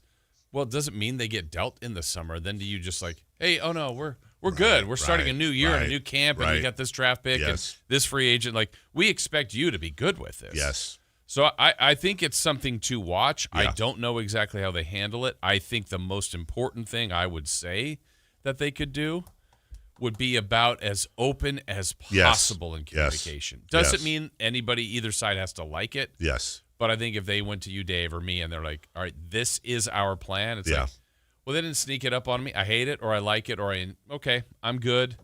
Let's do it this way. But if it's like kind of catches people off guard, which I don't think they will, but I think that would be my suggestion, is just be as clear as you can to agents, to players, the coaches, the back and forth too, how the players feel about it, and go from there. Number 2, please. Question 2. The Kings have yet to play a single game with their preseason projected starting lineup. Has this made a large difference? I was thinking about that. Like, not once. Not once. And I think what would it be? It would have been Schroeder, I guess. But even Schroeder or Westbrook, DeRozan, Levine, Keegan, Sabonis. Yeah, that lineup has not played. Nope. Now, let's be clear. We're not talking, playoffs if it did. But I do think that their record, I would say I'm landing somewhere around 10% better if they were healthy. Which means they'd have probably another 4 to 5 wins, which in this race is significant. They are not a bad team. They are not the worst team in the NBA because of injuries. But I think it is important to talk about the fact that what they thought they were going to have. I know for a fact they didn't think they'd be this bad over the summer. And I'm not talking about like publicly. I'm talking about behind the scenes. I think they went in saying, all right, let's evaluate what we have. I don't think they expected playoffs. In fact, I know they didn't. But somewhere between not a great team and fighting for a play-in, and we'll take it from there. And it didn't take them long. I mean, what were we? Less than a month into the season, Jason? I got to go back and look at the date before we came out and we're saying, there's going to be a rebuild. They very quickly said, this ain't working. But I think the lack of health weirdly helped them make that decision. Yeah, and they've had enough. I mean, I think sometimes the missing piece has been one player. So it's hard to say one player missing from that original starting 5 would make, a 15-game difference. I don't think so. Sure. I think it would make a difference. Yeah. And you'd like to see them have reps at that. But, I know Doug is famous for saying this, like, you get what you need. And maybe this is what this organization needs. It's not fun. No. Nobody's enjoying it. No. I think there's the observations of what this has done has taught everybody right away. It's not obviously working and not a future part of what this organization is. But, the losing could benefit you, with a high pick. And just evaluating each individual piece and seeing what you want to go forward with. And when you look back at, I would say, one of the things we get as well, see all the time is, hey, even if the Kings get a high pick, why do you have confidence that they're going to pick the right guy? Fair question. I think it's a fair question, too. I understand the question, but I would also say this. I think they've done a hell of a lot better over the last 5-10 years with those high picks. Mm-hmm. And by the way, I'm including Marvin Bagley, which was an absolute travesty. But, Tyrese Halliburton turned out pretty well. He was 12. De'Aaron Fox turned out pretty well. Very well. Mm-hmm. I think Keegan Murray right now is, okay, that was probably the right pick there. Not spectacular so far, but we'll see. Yes, I would have rather had Sengun than Davion Mitchell in retrospect. And, yeah, Devin Carter, although I still think there's a player in there, but certainly not. But then when you look at what's behind Devin Carter, right? I think a lot of times we as fans, Kings fans specifically, we're making whether it's Monty or now Scott Perry, who, by the way, produced Nick Clifford out of nothing and stole Max Reynaud, and Dylan Cardwell. Like, if you just look at it like that, the Kings did not have a draft pick when Scott Perry took over. They just didn't have a first-round pick. He came out of the draft with 3 guys that are currently getting rotational minutes on the team. Yeah, granted, the team sucks, but also, I would say the funny thing is that, at least for me, I think the 2 lower picks have been more impressive than the upper than Nick Clifford. And I'm not just saying value for the pick either. I think Dylan Cardwell and Maxime Reynaud have done more with their minutes so far this year than Nick Clifford, regardless of where he was picked. Now, he's been playing out of position, so I get it. Yeah. But interestingly enough. Well, and I think it's a fair feeling for fans to have, like, why, if we get number 1, we'll butcher that. Yeah. And until things change, that's probably going to be the triggered emotion. It's like, but I think that's probably the way you'll think is, then they're going to lose the next trade. Yeah. The free agent they sign will be a bust. Yeah. Like, if that's just your natural way you're feeling of this team, that's fine. I don't know what they can do to change it until it happens. You can't. Until they go, wow, they got the rookie of the year, and everybody's talking about this player as like the next great young player in the league. And the Kings did it. Okay. They haven't done that yet. Well, if they do that, then does that start to change what people think about them? And I don't mind narratives, especially when they're correct. I just think we need to be open about the Kings never get lottery luck. Well, no, they moved to number 2. They moved to get 4. Bagley. They moved to number 4 and get Keegan. They moved to number 5 to get Fox. Mm-hmm. Like they've moved up significantly over the last 10 years. The other one too, and I actually hate bringing this up because there are very few figures in the history of the Sacramento Kings that I worship more than Jeff Petrie. Love him. There's no but at the end of this. I think Jeff Petrie is arguably the most important member of the Sacramento Kings franchise since they got here. Also, Jeff Petrie was fallible. Mm-hmm. Jeff Petrie made mistakes. Sure. They all make mistakes. Somebody asked me yesterday, like, well, what was the last time, when do you remember Jeff Petrie missing? And I was like, well, let me think.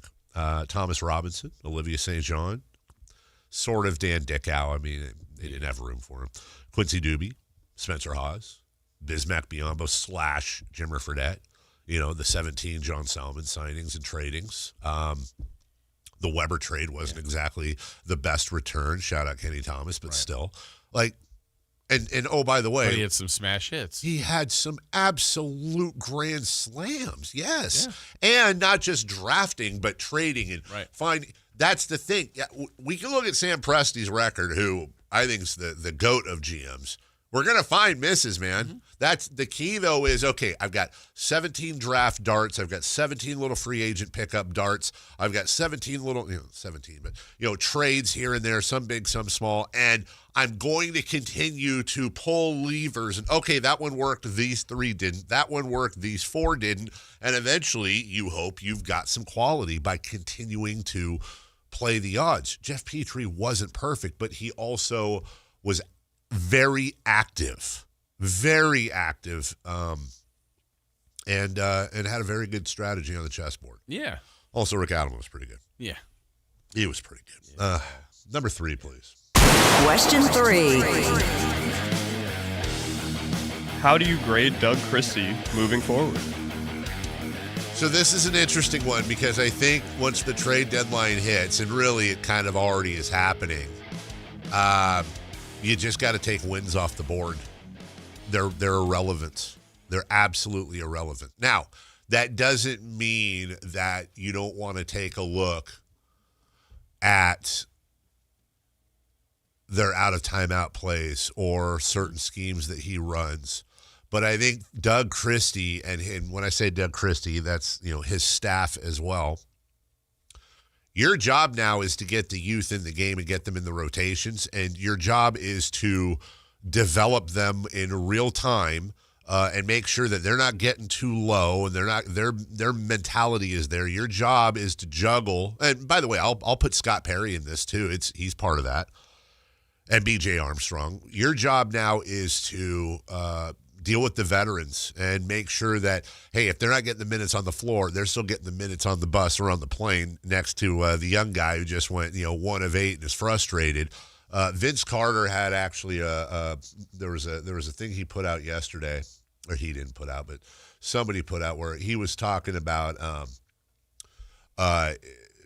he and De'Aaron Fox and how at first Fox thought that Vince hated him because Vince came out to Summer League and was basically up his ass the whole season. And Vince, I thought, I won't play the whole clip here, but I thought Vince, and this is one thing Vlade, I think, did right, bringing veterans in. I fully believe that a big part of De'Aaron Fox's development, to a lesser extent, Tyrese Halliburton, is you have to have veterans, and Vince Carter explains that. This is my camera. Veterans matter. Yeah. Veterans matter. For you organizations out there, you need at least 2 veterans. Because it's hard for one veteran to police a locker room. 16 guys. And having to relate to what they like, the music, artists, what they think about, how we used to think as young guys. Like, you can't, obviously you make them aware of it. This is what it used to be like, and being able to blend all of that to get your point across. That was one of the most challenging things, more so than basketball at 40. Man, it takes a special individual. I had De'Aaron Fox, and I'll tell that story because he came in successful, playing well at Kentucky, and he came in and he wanted to do it his way. Yeah. And I'm like, hey, man, nah, we're not doing that. I just signed with the Kings, and that was my first responsibility. So I flew out to Vegas for Summer League, meet him the first time, literally on the bench. He wasn't playing. And the first thing I said to him, we just met. What's going on? First thing I said, timeout. Go talk to your team. You the man. Go talk to your team. And it was just like an eye-opener, like, dang, bro, go talk to your team. Say something. Yeah. Just kind of set the tone. So go away. Summer League over. They're up there working. I didn't go. I'm 40. I'm almost 40. I didn't go working the preseason or pickup ball. I'll catch y'all on the back end, not in the beginning. Playing on time. I got to save this tread. So he was just being young. Yeah. It's my team. It's my junk, whatever. So I would always I'd be on his back. And for a long time, he told me, and he told others that he thought I didn't like him. Just because, I guess he felt like everything he did, I was like, nah, bro, we're not doing that. You were challenging him. He didn't like being challenged. Just the big picture. I don't think, at that time, it's like, man, please, this is my squad, chill. Yeah. Because you could see, fast as hell, had all this talent, super athletic. Now I'm trying to put it all together, help you put it all together as fast as possible. One of the coolest things ever, I'm now in Atlanta the following year. We're playing Sacramento. And coming out of a timeout, he put his arm around me. He's like, yo, thanks, man. So what's up? He got it. Figured it out. Bro, I thought you hated me, and I didn't realize it until now that you're not there harassing me or on my back anymore. I think that is one of the most difficult things for fans and media and anyone that isn't a player, a coach, a GM, or around a franchise. We watch on TV, we look at stats, we play fantasy, we do what we do. And I'm not separating fans and media now. We're all in the same boat. It is so difficult to get that across that you have these kids that have been the best player on their team since they were in probably grade school. And everything that comes with that. Everybody try to remember what what you were like in elementary, junior high, and high school. Now imagine if you weren't just the best player on your team, but you were on TV every other night. You were going to state championships. You were the big man or woman on campus. You were the king of the world, and everyone around you. It's just psychology now. Everyone around you loved you. Yep. Maybe also wanted something to do with you. And you're getting into, I'm speaking from a male person, you're getting into girls, you're getting into all this stuff, and you got to be careful and all that. You got things being thrown at you and blah, blah, blah. Then you go to college. If you're really good, you go to college for a year, maybe 2. Now it's all of that times 100. Now you've got agents and shoe companies and girls and all the other things going on. Now you're on ESPN. Now you're in March Madness. Now you're on national TV and they're discussing. You're in mock drafts. You go, let's just take De'Aaron Fox. And none of this is specific about him, but just the royal De'Aaron Fox. You get picked 5th. You're going to a bad team in a city you've never been to before and probably couldn't find on a map. And now all of a sudden, you've got millions of dollars in the bank. You've got borrowing power. You can buy a house, car, buy whatever you want. And you're 18, 19, 20 years old. Everybody remember what you were like when you were 18, 19, or 20. Now, imagine that you have social media and people telling you how great you are or giving you death threats. People surrounding you, women, men, whatever, throwing themselves at your feet. You're going to all the best clubs. You're traveling around the country and doing amazing, fun things. Oh, and by the way, you're a basketball player. It is so difficult psychologically for us to understand what Vince Carter just said there. You have to have vets, and not just vets, the right veterans that will have those bus rides, will have those plane rides, that will check you in Vegas, that they're the only ones these young superstars respect. You bring Vince Carter in. They all grew up worshiping Vince Carter. Yeah. I mean, dunk contest, Vince Carter. Vince Carter. Yeah. They'll listen to him. They'll listen to Tracy McGrady. They'll listen to Kobe Bryant. Hell, they'll listen to maybe George Hill, which I think also Vlade was saying. So when people say, well, why did you sign, Scott Perry, why did you sign Schroeder? Why is Russell Westbrook here? This, that. You have to have vets. I've seen a lot of it, and I don't deny that I've thought the same thing. It's like, honestly, can we get rid of all these old guys? I'd be fine with the average age of this team being 20 years old, and we're just young and dumb and going out there. In theory, that makes sense. But you have to have the Malcolm Brogdons. Yeah. You have Garrett to Temples. Jrue Holidays. Yes, exact. Garrett Temple, I think, is actually a really good example, Jason, because they don't always, in fact, often enough, a Garrett Temple's value, no disrespect. Yeah. Gee, I love you. One of my favorite people in the world. He barely plays anymore. Yeah. His value is probably more behind the scenes as a player coach, basically. Well, look at how did Miami do that with Udonis Haslem yes. the last 4 years? Yes. Has he played any minutes? Why is Kevin Love still in the league? I mean, you can go on and on and on. And by the way, guys like DeMar DeRozan, guys like Russ Westbrook, I don't know, maybe Zach LaVine. I'm assuming so. It seemed like a nice guy when we were there, but I don't know. And by the way, Domantas Sabonis, years from now, 10 years from now, old grizzled Neat Clifford, bearded Max Reynaud, whoever, they're gonna be on some podcast and they're gonna be talking about how Russ was my, I was his rookie, or Dylan Cardwell and Malik Monk. Malik Monk's one of those vets now that sets that tone. So. Back to Doug Christie. Doug's job, henceforth now, winning games not only is not a priority, he's not going to throw a game, he's not going to tank, but now I think this is for the very first time when the front office, because Doug has had 100% autonomy when it comes to rotations and lineups. Scott Perry will weigh in, B.J. Armstrong will weigh in, they talk all the time. But as Scott has said many, many times, dude, I have to evaluate Doug Christie as well. How am I going to evaluate Doug Christie if I'm running his lineups? And it either works or doesn't work. Well, is it me?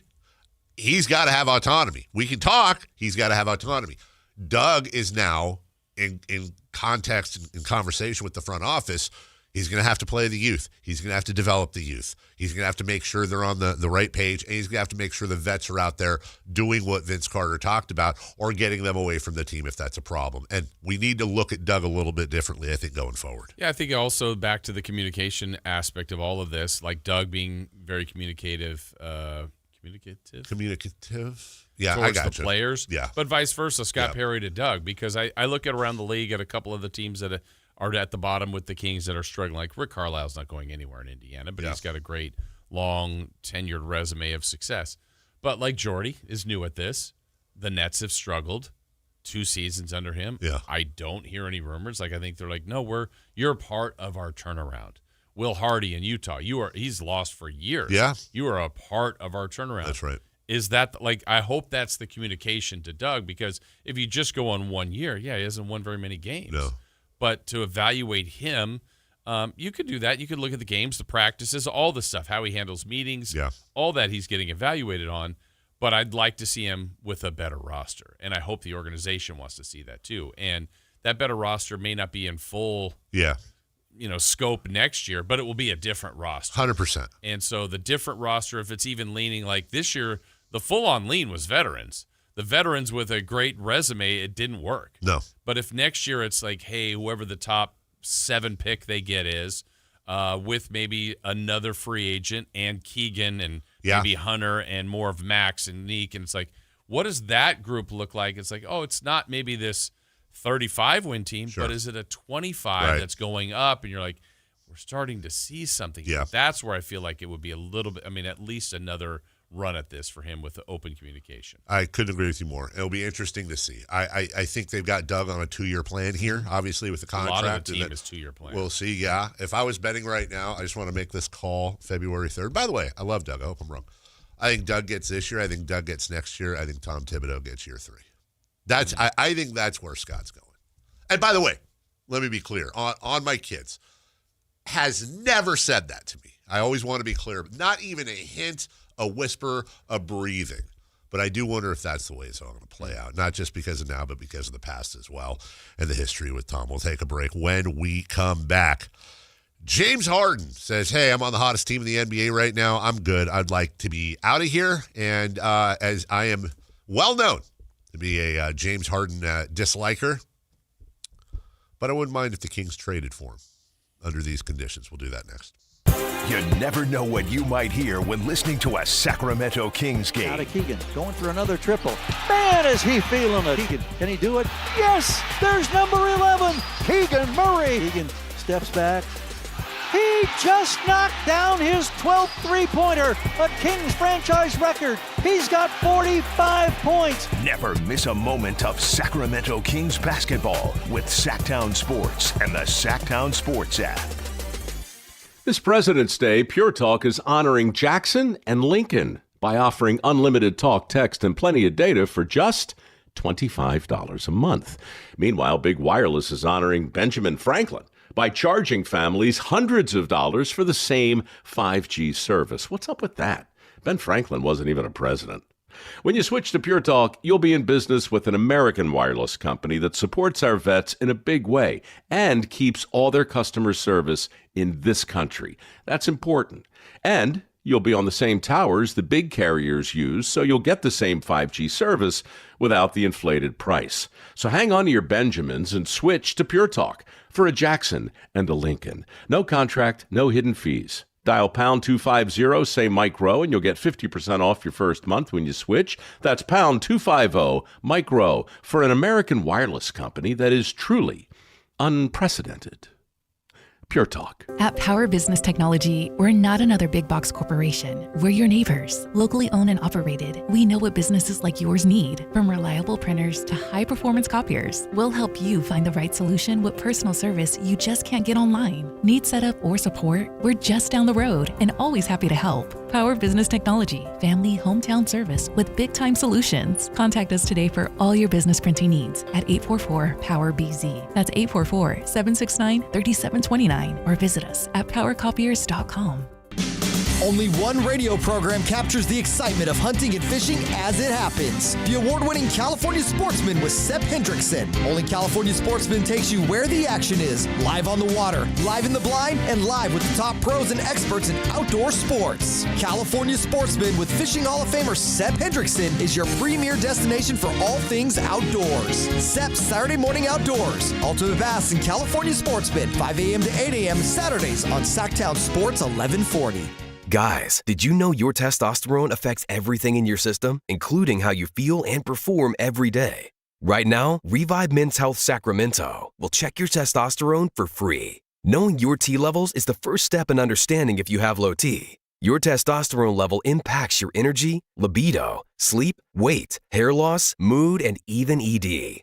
Maintaining an appropriate T level can change your whole life. Most men start to see changes in their hormone levels in their 30s. Experience and results matter. So what are you waiting for? Get your T levels checked today by local, experienced, and trusted men's health experts. They've helped thousands of men since 2011. They're so confident they can help you, they even guarantee it. Call Revive today and schedule your free testosterone test, free exam, and free consultation. Call Revive Men's Health at 916-277-8599. That's 916-277-8599. Or visit ReviveMen'sHealth.com.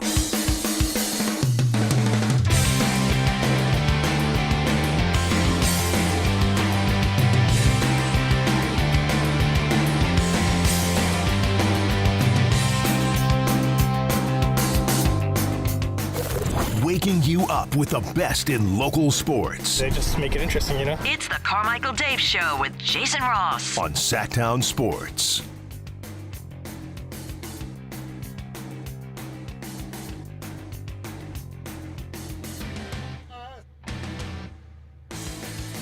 Welcome back. Scott Perry on DeAndre Hunter. We have unearthed audio from his podcasting days. Looks like he's liked him for a while. Old school audio.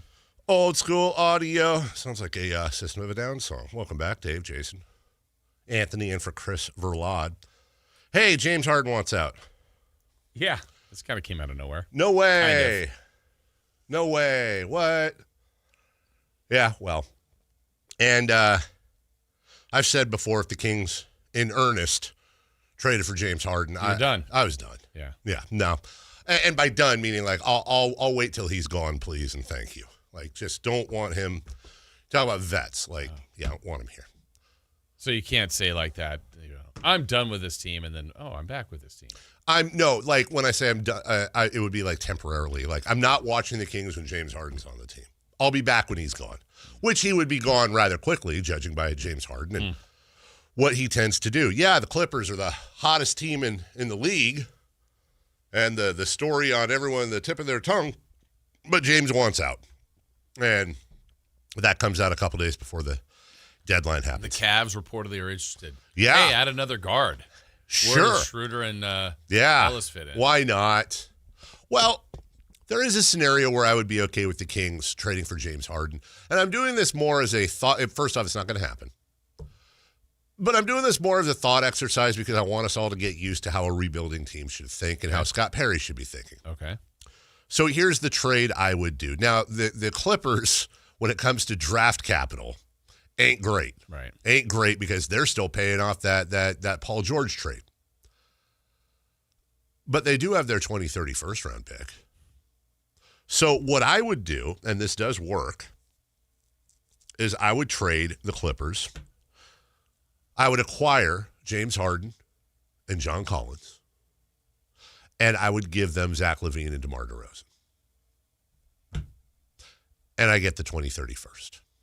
By the way, I'm not here to say the Clippers would necessarily do that. I'm saying this is a world in which I would do that. Then I would probably move to immediately buy out James Harden and let him go sign wherever he wants to sign, which he's done before. And then Collins is what? Collins is an expiring next year. He's a 4 that's stretchable. It's going to be like DeAndre Hunter in a sense. He's making 26.5. Put him at the 4. He's an upgrade. I love Precious, but, put him there. Let him do whatever. And I don't care. You're not going to play him a ton anyways. Why am I doing that? because I'm off of that salary. I'm buying out James. I'm off the Levine salary. I'm not going past 2027, and I just got a first-round pick out of it. I should know the answer to this, so forgive me. I know when you buy someone, it's not still attached to your team, though? It will be, but so you're not really off that. You're off of him. You're off of him, and you're incentivizing doing the deal so he doesn't screw the whole thing up. Hey, buddy, you're still going to get paid. Now you can go sign for a vet minimum on a contender. Mm-hmm. All you're doing now, and this is, in my opinion, where the Kings' head should be at, as long as it's not him. Remember, we should not care what happens with this team before 2027. That's this year and next year. Everything is predicated upon the salaries falling off a cliff once everyone's gone. Sabonis really the only one, in Keegan, who they're holding on to. But Sabonis is really the most problematic salary that doesn't expire before then, but also thought to be the most movable as well between now and then. I think they're banking on, even if they can't move him now, they can move him this summer. They're going to be able to move him. They're not going to be stuck with Sabonis like they are Levine. I think that's the thought, and I agree with that. So you're effectively in the business now of, and I'll take you back to what the Bulls just did on a much smaller scale. The Bulls took in Dario Saric, and they got a second-round pick out of it. Okay. Well, it wasn't a great one, but it still is you're now, what did the best one is what the Spurs did to the Kings last year to make room for DeRozan. The Spurs took on Harrison Barnes' salary so that the Kings would have room to sign DeRozan. Oh, and they got a 2031 pick swap unprotected out of the Kings, which probably still bothers me more than the Fox trade itself. That is the, like, how I don't understand why Luka Doncic wasn't on the market, to everybody. That bothers me more than the trade. That really, and then you turn around and trade Fox to them, and you can't even get your own swap back. Right. But that's what smart rebuilding teams do. They basically are a clearinghouse for salaries.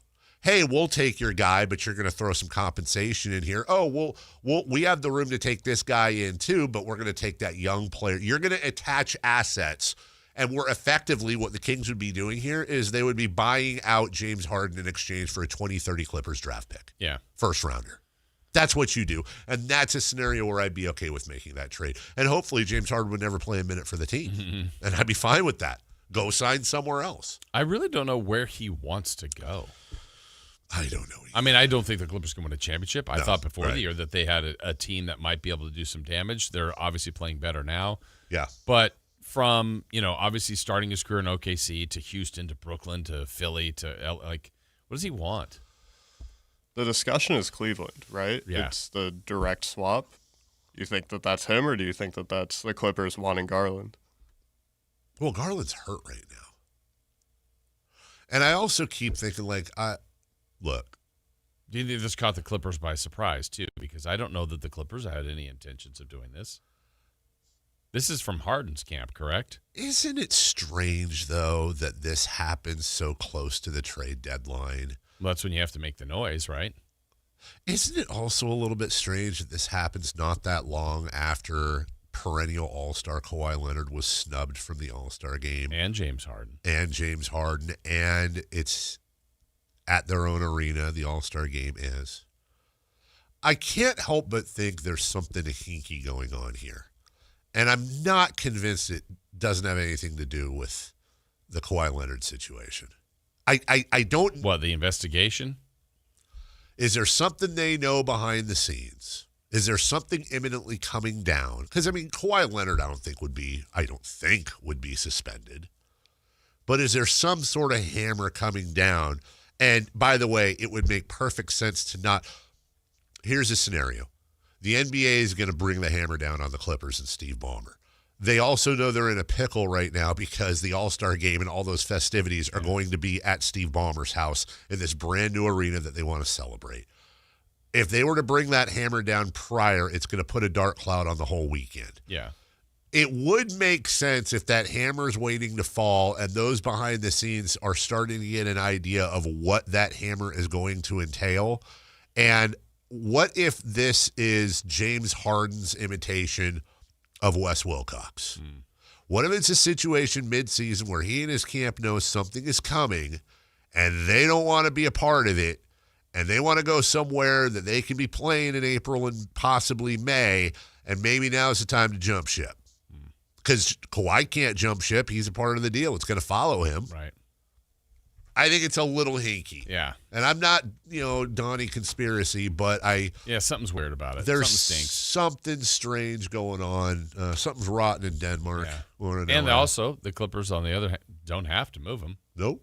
They might not. Yeah. But it does seem like they're going to. This one seems like it has feet. Yeah. Legs. Feet. One last thing, by the way. I may have to update this because I saw this yesterday. Phil Jackson had a very well-known saying, 40 before 20.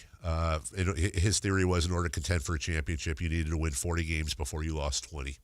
And that rule has stood up for the last 19 NBA champions.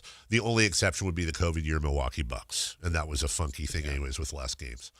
Oklahoma City needs one win from their next 9 games to do it. Detroit, 4 from their next 11. The Knicks, 9 from their next 10. Celtics, 9 from 10. Spurs, 7 from 10. Denver, 7 from 9. Houston has to go 10-2. Minnesota has to go 9-0. The Lakers have to go 11-0. So, in effect, it looks like 2 teams for sure. The Pistons and the Thunder will be there. Knicks have to go 9-1. I think the only one, and Celtics have to go 9-1. I think the only one that I would say could conceivably do it would be the Spurs, but they still have to go 7-3. Yeah. We may be in a situation where again, 19 years straight. That's a pretty impressive stat. It's better. I think it's more accurate than Lawler's Law. Yeah. That one's been faulty. So there you go. When you're making your predictions, remember that statistic. We'll take a very quick break. Jason's going to tell us a little bit about Gonzalez Law. And when we come back, Scott Perry has liked DeAndre Hunter for a long time. How long? We've got audio from one of his old podcasts talking about him. And also the Toronto rumors on Sabonis. We'll get to that. How that could happen, including Jakob Poeltl coming over here. We'll talk about it next. You never know what you might hear when listening to a Sacramento Kings game. Out of Keegan, going for another triple. Man, is he feeling it. Keegan, can he do it? Yes, there's number 11, Keegan Murray. Keegan steps back. He just knocked down his 12th three-pointer, a Kings franchise record. He's got 45 points. Never miss a moment of Sacramento Kings basketball with Sactown Sports and the Sactown Sports app. Well, let me tell you about Gonzalez Law. Jonathan Gonzalez, a lawyer right here in downtown Sacramento. He's a dedicated trial lawyer with an undefeated record of results all the way back in 2016, 2017, 2018, 2019. Never lost. And no case is too big or no case is too small for him. And if this is the guy you need to contact or want to contact or have questions, I'm telling you to do so. SacLegalDefense.com, 916-304-9187. There's a variety of ways that he can help you out, whether you need criminal defense. Maybe you've been involved in an auto accident. You'd like some help with that or questions regarding the help he can give you. Also, a wrongful termination case, sexual harassment case. The point being is he's helped a lot of people. Also, with something that's still on your record, like an expungement, he can have that, or have an expungement, have that removed from your record and get your rights back and get you on track with everything going forward. So, again, it's Jonathan Gonzalez, local lawyer here in downtown Sacramento.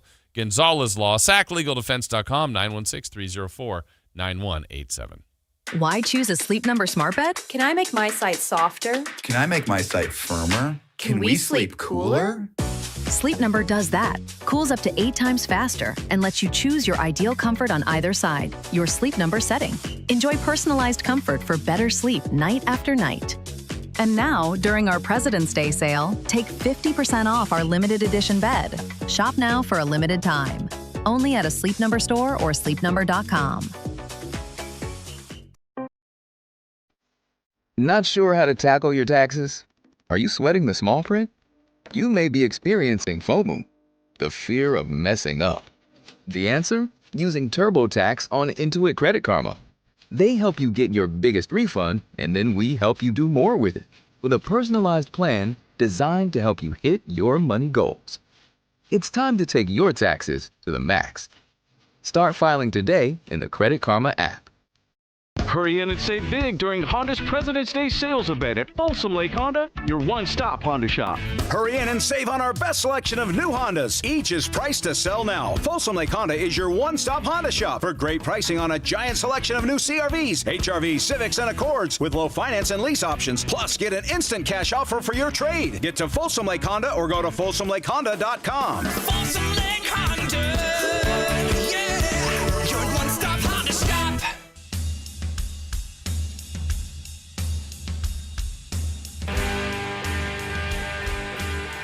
The Carmichael Dave Show with Jason Ross. Call or text at 916-339-1140. On Sactown Sports. Yeah. Saw that yesterday. So there's that. If you've never seen comedian Aries Spears, who I love, do his Tony Soprano impersonation, wait till our next commercial break, please. But you may want to check it out. It's actually... I was going down this rabbit hole. Two of my favorites, Aries Spears, and doing that. Somebody had sent that to me. And then I don't know why, but every other month, I go back and watch Hannibal Buress do his How Hip Hop Started on the podcast with T-Pain. I've shown you this before. Hip Hop started out the part with the little... Have you never seen this? I have. Okay. Yeah. And it kills me. Yeah. Absolutely. It's more T-Pain laughing than I think Hannibal himself. But hey... Fun stuff. Unlike this King season so far, which has not been fun for everybody, but there was a trade. Mm-hmm. DeAndre Hunter is now a King, and Scott Perry's the guy that made the move. Well, DeAndre Hunter's been on Scott Perry's radar for a while. This is him back when he was doing the Hoop Genius podcast. This is the same podcast where famously he was talking about Zach LaVine not really having great value. Here he is talking about DeAndre Hunter last year when he was traded from the Hawks to the Cavs. I love the move for Cleveland, to be honest with you. I'm a DeAndre Hunter fan. Sat and watched him play many times against us when I was most recently executive with the Knicks. This guy shows up and competes. You know, the only negative I can really say about him is that he's had a little bit of an injury history as well in his career to date. But when healthy, this guy shows up, competes. He's improved every year. He gives you the ability to shoot threes from the perimeter. He can also beat you a little bit off the dribble. I think he has a little bit of toughness with him. He brings some size to that wing position. And I know they were bringing him off the bench here recently in Atlanta, but for a number of years he was their starter at that small forward position. So as long as he can stay healthy, I believe he is one of those guys who's a smart enough player, and his style of game will be able to fit in and blend in with the two guards they have there, and Mitchell and Garland, and then obviously the emergence of Mobley, who has the ball in his hands more now and being more aggressive offensively. To have him there as an outlet on the wing, being able to shoot the ball and then occasionally be able to attack the rim here and there. And I believe he will accept his defensive assignment. I like the move for Cleveland. There you go. Okay. So a lot of the traits that he said there, I'm sure, is what he was thinking about when talking about Cleveland, what he could do for the Kings. Yeah, and I think that's the thing. And the contract timeline and all that. Yeah, this is a guy he's liked for a long time. R.J. Barrett's another guy he's liked for a long time. R.J. Barrett's a guy that he was very much involved with when R.J. was drafted. And there are rumors that the Toronto Raptors are very much involved in the Domantas Sabonis talks. Now, everything we have heard is that part of those talks involve Jakob Poeltl coming over. Which is, I think, what Toronto would want to do. Whether or not the Kings would, I don't think so, but you never know. No, I have no problem saying the Kings absolutely do not want any part of Jakob Poeltl's salary. He's also hurt. Let me find it here. It's a smaller number. It's just extended. It's for years. That's the problem. He makes 20 this year, 20 next year, 27 the year after, and almost 30 the year after that. So yeah, you're breaking your 22. The 26-27 seasons last year. They don't want to push salary out at all beyond that. But again, is there an opportunity here for the Kings to say, okay, well, obviously R.J. Barrett's going to be a part of that deal. And if you put Barrett and Pirtle together for Sabonis straight up, it works. I don't want any part of Pirtle's salary. But what else are you throwing in there, Toronto? What else are you throwing in there? Now you make it bigger and make it. I don't want players. What I do want is I want to say, okay, how much draft capital are you willing to attach to that? And again, I'm not trying to play with the trade machine and throw out fake trades, or I do this or I wouldn't do that. Just like the same exercise with James Harden. What I want to start doing more and more is really exposing how I think the Kings are thinking, but how I know the Kings should be thinking. And I think they're the same thing, which is you are a draft pick magnet now. You are a young player draft pick salary magnet in the sense of you want to be a clearinghouse for other relevant teams, of which you are not one right now, to be able to use you as a feeder and pay you later with interest for getting what they want now because they have aging players. They have players that want to make a push, et cetera, et cetera. So if you could get, and I need they don't have a pick, I believe, this season. Yeah, they don't. The Raptors don't have a pick this season. They do own their 2027, and they do own their 2029 first-round picks. Okay. Gimme.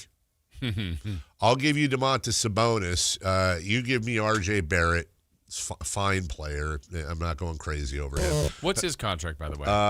Good question, Jason Ross. R.J. Barrett is making 27.7 this year, 29.6 next year, and then he is done. So he fits that. He 100% fits that.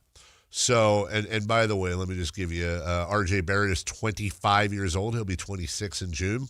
19 points, 5 boards, 3.6 assists per game. He is a 6'6" forward who is switchable. So once again, you're getting a wingish player, a little on the smaller side, and this is a guy that's capable.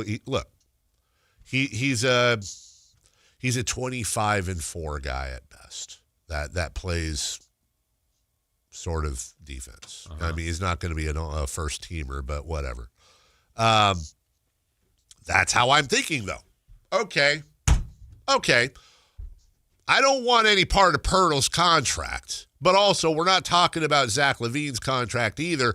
And if I'm getting a Toronto Raptors first-round pick, I'm not talking about like top 12 protected. And then if you want to work in some pick swaps as well, fine. But I'd really just rather have the picks. This, to me, is how the Kings should be thinking. All right, we'll sit on Pirtle's contract. And by the way, he might be serviceable. We are trading Domantas Sabonis. Maybe he gets healthier. When Pirtle is playing, he's actually a very serviceable center. There's a reason why he got that deal. He just can't stay on the floor. But that doesn't help you right now. I don't care about how good he is. But if I can get the first-round picks and add that to my dartboard, I'm thinking about it. Yeah, I mean, I would really struggle with that one because if everything is pointing towards 27, this you're kind of breaking your rule for it. And is it worth breaking the rule for a pick that's owned by the Raptors that, I have no idea where that – I mean, that could be a lottery pick. That could be 23rd. It's like, is that changing – I don't know. I mean, I think it's the way they need to be thinking. Yes. But is there another deal that could be made that still includes Barrett and someone else that comes off – in 27 that gets you salary-wise? I don't know the answer to that, but I wonder if those are the kind of things they're wrestling with at the moment. I mean, as far as Toronto goes, always the caveat, unless you're involved in a third team, and we can't speculate on that, but you get Barrett, who's that salary matches up with Pirtle. Pirtle making 19.5 this year and next year, so you got to find another $20 million to push with Barrett to make this thing work. Here's the problem. The only people you have making more than Barrett on the Raptors are Quickly, Ingram, and Barnes, and either Toronto ain't trading them or you don't want them. Like, for example, if they tried to put Ingram in there, I don't want any part of that. And I don't think they would either. Now, what about Quickly? Emmanuel Quickly making $32.5. I don't think they're including. I don't think by the way, if they did Quickly and Barrett, now you're looking at $60 million. I don't think that would work. I don't think that would work. Kings would have to add more. Yeah, and I'm thinking, would send DeRozan back to Toronto. But let me look here. You said who Quickly? Mm-hmm. Which they're not going to do. But I don't think that works. Yeah, that doesn't work. You'd have to figure it out. That's the problem, though, is that the Raptors don't really have much. It kind of falls off a cliff after you get past Pirtle at 19.5. Then their next highest paid player is Murray Boyles or Agbaji at $6 million. You'd have to. You would have to include a number of those guys. There's Garrett Temple, by the way, at $3.6 million, still making some money. Let me be clear. I wouldn't be ecstatic about the Pirtle contract. Mm-hmm. And again, I'd love to see what I know there's stretch provisions. I know there's buyouts. There's different tricks they could do to probably lessen the blow. It just really comes down to, with Jakob Pirtle, would you be willing to pay, at worst, $58 million for 2 unprotected first-round picks? And by $58 million, I don't mean out of Vivek's pocket. Nobody cares about that. It's Vivek's money. I'm talking about $58 million divided up over 2 years. So that's about $30 million per year. And you're going 2 years past your goal with 30 and 30, but you're getting picks out of that too. I don't know. I'd be very leery of it myself. Yeah. I would be.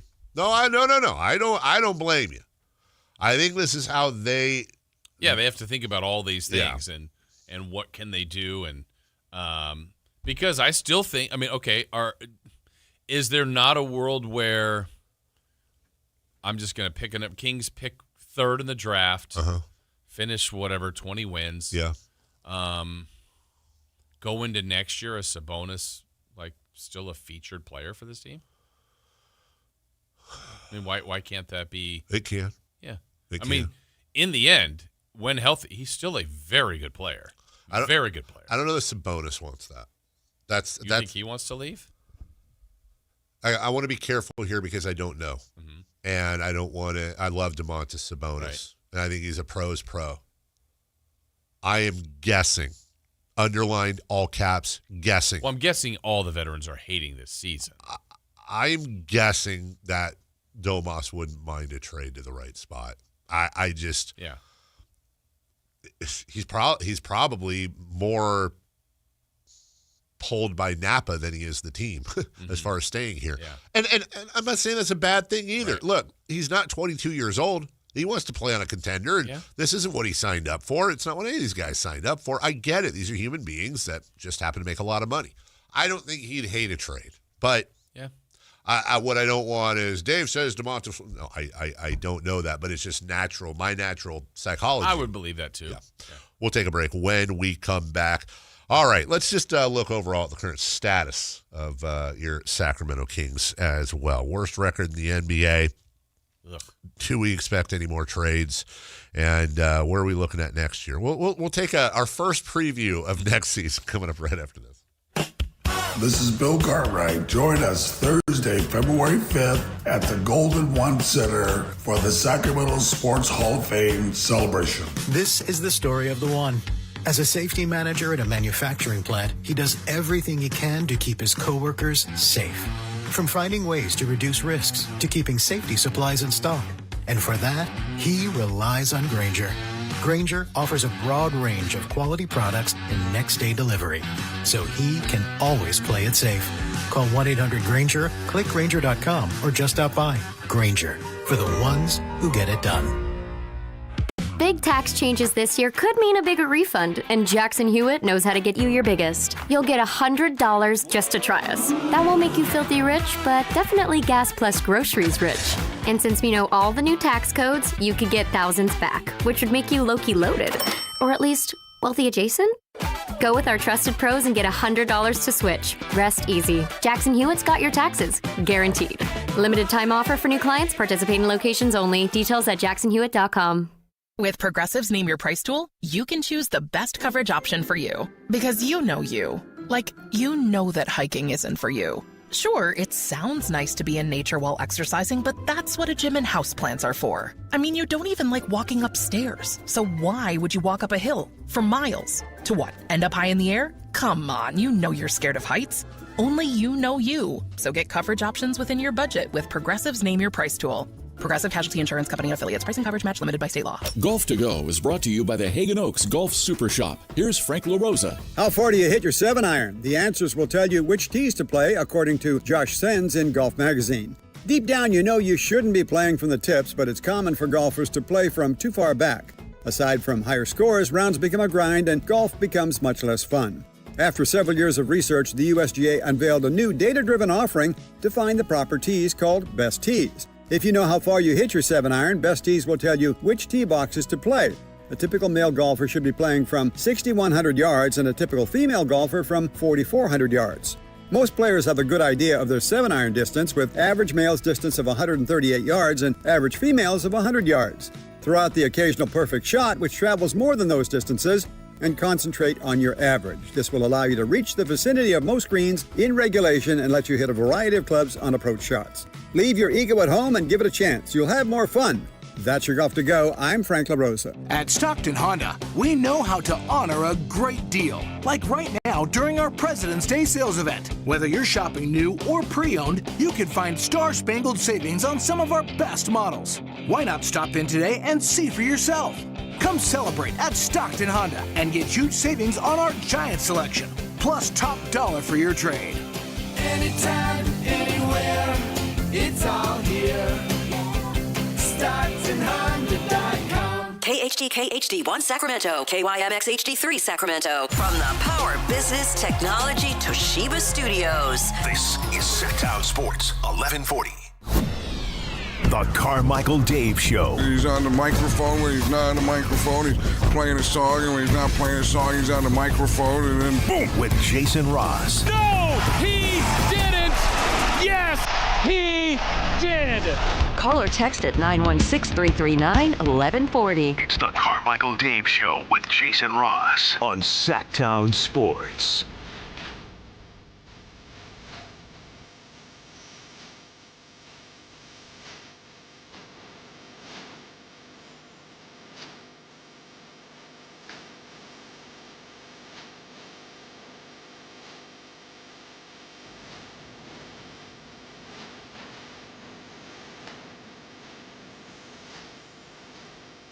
Oh, by the way, Jason, you mentioned this right before the show, and I totally forgot. The new national morning show rankings came out, and I didn't even know that. I don't know how we dropped to 18th in the country last year, but it was very disappointing. That's what we were? 18th. Okay. Well, we're not back to where I feel like we are a top 10 morning show in the country. We're obviously, we've said it before, number one Nielsen rated sports show in town. And that's not a pat on our back. That's a pat on all of your backs. Right? Yeah. Did I say that sure. right? Yeah. Okay. Yeah. Well, happy to report that we're up 4 spots to 14. Yeah. We should be top 10. Who are we? Who is this Santa Claus in 13th? It's cut off here. I don't know that's New Day with SSJ. I hate that show. What market's that in? I gotta find this. New Day with RJ? Do you actually know it, or did you just say I hate that show because it was in front of you? Yeah, that. I've never heard of it. We're after you, Jeremy and Joe. Yeah. 12. Well, we do you have, since you've got it? Yeah, I've got all the 20. Okay, where I think the important thing, the audience, I don't know if they've asked They yet, are they want they want to know. I know they want to know. Where are our guys Dirt and Sprague? The question is, Dave, do you want to know? Oh, I God, got recommended really? Dirt and Sprague on YouTube, so I think there might be some collusion going on there, because I had only heard of them from you guys, and it was just on my YouTube. Were we one spot above Dirt and Sprague, or were they one spot above us last year? I want to say, were they one above us? So it's like we're coming after you, Dirt and Sprague? Yeah. Well, we went after them. Oh, did we? Yeah. Did we go after them? Dirt and Sprague are 17th. Take that, Sprague. Sprague. You too, Dirt. Dirt's fine. It's Sprague, isn't it? It's really, honestly, it's Sprague. It's Sprague. He's always been Spraggy. I can't find the mid-market list. I'll just leave that to you. You can scroll. Oh, can I? I can't. All right, so who are we going after now? All right, so it's a New Day with SSJ in Kansas City. Oh, just look at it. He just looks, just terrible. Jeremy and Joe in Buffalo are number 12. We dominate Jeremy and Joe. Have you listened to them? Yeah. They got a good show. Big Bad Morning Show in Baltimore, number 11. And then we break into the top 10. You know, like the number one. Yeah, see, this is garbage. I mean, it's not garbage. Thank you to everybody voting. Yeah, I'm saying we're competitive. Who's beneath us? The Drill in Jacksonville. Yeah. Yeah, eat our dust. Yeah. Jen, Gabe, and Chewy. They're below us. See ya. Dirt and Sprague. Oh, the mighty have fallen. The mighty have fallen. The Morning Huddle. I'm so glad we don't have one of those. The Morning Huddle. Like, what are we doing? We're huddling in the morning. We're huddling. Yeah. The Fan Morning Show in Indy, number 19. The Fan. And look who broke into the top 20. Game Time. You know what else I love is here. I think my favorite part. Let me go to our picture here. They took video from our show. They took a video from our show, which is exactly what I would want, because pretty much all the show pictures are the same. Here's one guy sitting down, one guy standing with his arm on his shoulder. You've got the inevitable back-to-backs, standing back-to-backs, or the three, like, all standing together. Here's the big back-to-back right there at the bottom. Like we've done? Like our last one was. It drove me nuts. I hate those stupid poses. Let me see. Who was I targeting? Here we are throwing a football. Not a spiral. Where were they? T-Bone and Tyvis. Oh, God. 8. Let's see. If I have to hear one more thing about T-Bone and Tyvis, which sounds like, by the way, dinner and a disease. Mac and Bone. Mac and Bone. Well, let me tell you something. That was in my 20s. Hey now. So anyways, very well done, everybody. Yeah, look at us. Thank you. Great job. Thank you. 14th with an arrow pointing up. With an arrow pointing up. On the rise. And also need to talk to who's want to walk the line between being thankful and humble and appreciative for where we're at. Number 14 in the country is that's nothing to shake a thing at, you know. But also, what do we have to do to get better? I mean, part of it, I know the weighting is, well, how are you in your market? We're literally the number 1 rated sports show in the market. Checks a huge full box stop. there. Nielsen ratings. Okay, how long have you been on? We've been on since Christ left Chicago, man. We've been on forever. It's a long time. Took a wrong turn. At Albuquerque. Yeah. I don't know what the other looks. 10 out of 10. Yeah, exactly. You know what? I think if we had Anthony all year, easily. Yeah. Easily top 10. Yeah. I want to know how we can, like, what do we have to, just give us a worksheet. What do we have to work on to get in the top 10? What do we got to do? Do we have to be like Heisman voters and like, do we need to send them out packages? Poses. Yeah. Send them little care packages with like a little Carmichael Dave, Jason Ross, one of those air fresheners. Oh, I was going to say urinal cake, but same thing. Vanilla. Yeah. Yeah. Hey, look at you bringing it all the way back. Anyways, congratulations to everybody. Yes. You guys are phenomenal. And thank you, everybody. Honestly, it's all about your support. So proud. We are nothing if we don't have you. Keon Ellis went on the InstaFace yesterday. Oh, okay. What? Oh. Huh? What? Okay. He left a note for the Sacramento, and I thought it was a very nice note. Okay. 4 years. I don't know why. I'm just going to read it. That's a great. Wouldn't that be if Keon was just addressing 4 years ago? I stepped into the city, not knowing where the road would lead. Okay, I'm done.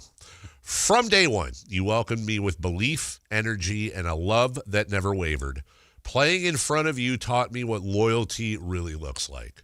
The noise in Golden One, the love on the road, the way y'all stuck with us through every high and low, that's something I'll carry forever. To my teammates, thank you for the battles, the laughs, the grind, and the trust. Through the highs and the lows, every moment mattered, and I'm grateful for the bond we shared on and off the court. You pushed me and had my back every step of the way. Sacramento will always be a part of my story. I am blessed for this to be a part of my journey and forever grateful for every moment. This isn't goodbye. It's a thank you. Light the MF beam. Keon Ellis. That's well done. And you know what? I think someone's getting a standing O when he checks in this week. That is kind of weird to see him this soon. But yeah. I mean, Keon, again, to the core of what Keon is a Sacramento success story. And they need more of those. So I can understand the non-desire to move him. I mean, that's what Cardwell is. That's what Isaiah Thomas was. Like where you go, Brad Miller, I know the Kings didn't directly get him that way, but an undrafted player that became an all-star in your market is incredible. But these guys, like the Kings did draft Isaiah last. They did free agent after the draft, signed Cardwell. Same with Keon Ellis. G League and development, and as he have a spot, and then it's like, hey, this guy's pretty good. Yeah. And so, but we were at that spot this year where they didn't extend him. I don't know what they were going to do. I don't know whether he was going to re-sign. Sure. And they did get something for him. Fly, Keon, fly. Yeah. Fly, little bird. And I won't be, I will root for Keon. I always will, like him personally.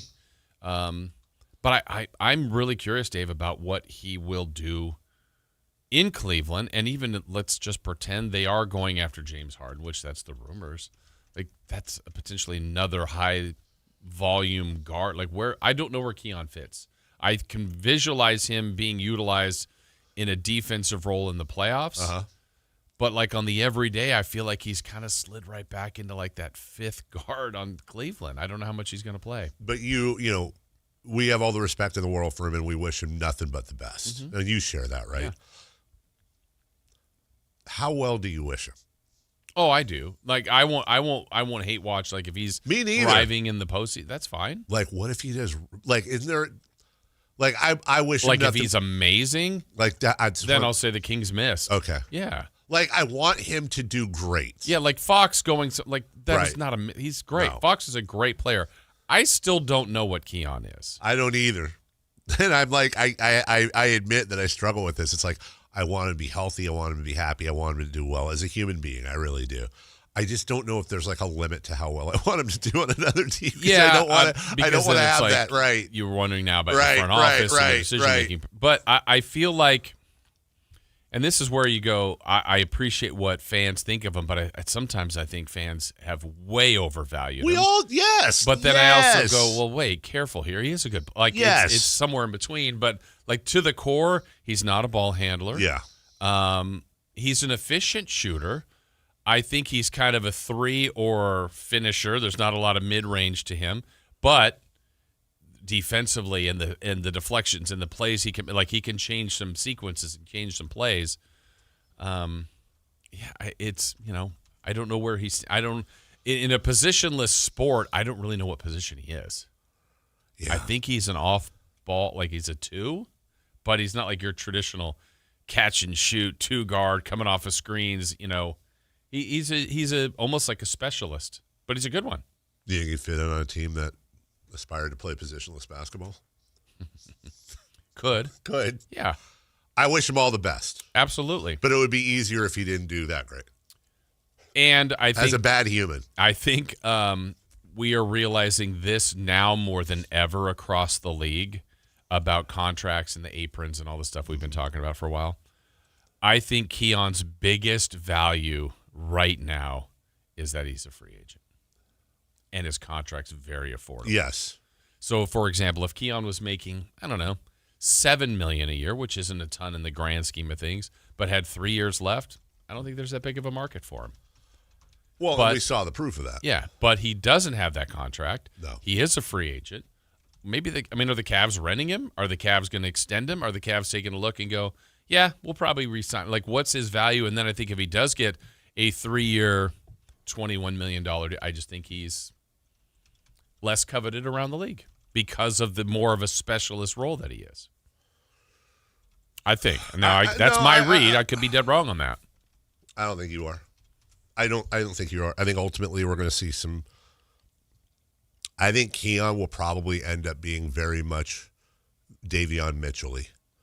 Is he Davion Mitchell in Toronto or is he Davion Mitchell because his career changed with Miami? Totally agree. Like he was okay. I think at some point Keon is going to be in that Davion Mitchell category where you see him on Miami, where you see him excelling in moments and go, but then also. I think it's important to remember that because he's doing it in Miami and because he'd be doing it in Cleveland or wherever, it does not mean he'd be doing it here with us. Right. And I think we're also all guilty of this. I know I am. It's like, okay, said player leaves team. You see like that one game, you're like, oh my gosh, Harrison Barnes just scored 34 points for the Spurs. Yeah. Yeah. He did. Yes. And then, the next game, Harrison Barnes had 6. That Harrison Barnes, you have averages for a reason. There's always going to be a player that leaves you that has that game or a couple games. You're like, they are killing it. Are they? Yes. Like then when you watch, the next game they had 4 and 3 turn. It just depends. You got to watch all of it to really follow. But I am rooting for Keon. A very likable guy, and hope he does great. From the text line 916-339-1140. Hey, if you want to get to number 1, please stop talking about Jonathan Kuminga. Have we talked about Jonathan Kuminga this week at all? It's been a while. And by the way, I think we're pretty much done with Jonathan Kuminga. I think the DeAndre Hunter trade did that. I'm sure that he was on their radar, and it feels like he's way less off the radar. I don't think we talked. I'm trying to remember last time we mentioned Kuminga. Yeah. I mean, is that what number 1 is doing? They're not talking about Jonathan Kuminga. Okay. Well, Dirt and Sprague must be talking about him. Dirt and Sprague actually have a whole hour dedicated to Jonathan Kuminga. The Kuminga Corner. If whatever reception, would corner be spelled with a K though? Kuminga Corner? Mm-hmm. Yeah, it would. With whatever reception Keon Ellis is going to get when he returns. Let's just call that 100.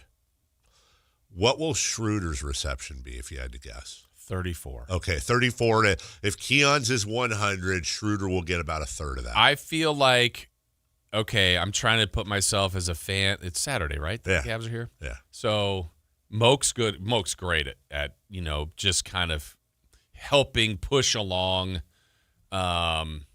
maybe how the fans should feel or could feel. Yeah. So please welcome back in his first return, Keon Ellis. And I can picture people standing up. Right. And also in the game, number 14, Dennis Schroeder. Yeah. I don't think he deserves any boos. I mean, I don't think Schroeder's done anything wrong. Right. But it's just kind of like, oh yeah, wait, wasn't he on our team? It's not his issue. It's not his fault he got a nice contract. He didn't do anything here to he never disparaged the city. Like, I'd be disappointed. He fought a Laker. He fought a Laker. And it's that Laker. Like, if they had the footage, welcome back, and here's him slapping Luke, I think he gets a standing ovation. I actually think that would be great. Yeah. AI that in. Mm-hmm. I think it's just we just didn't really know him. There was no connection, really.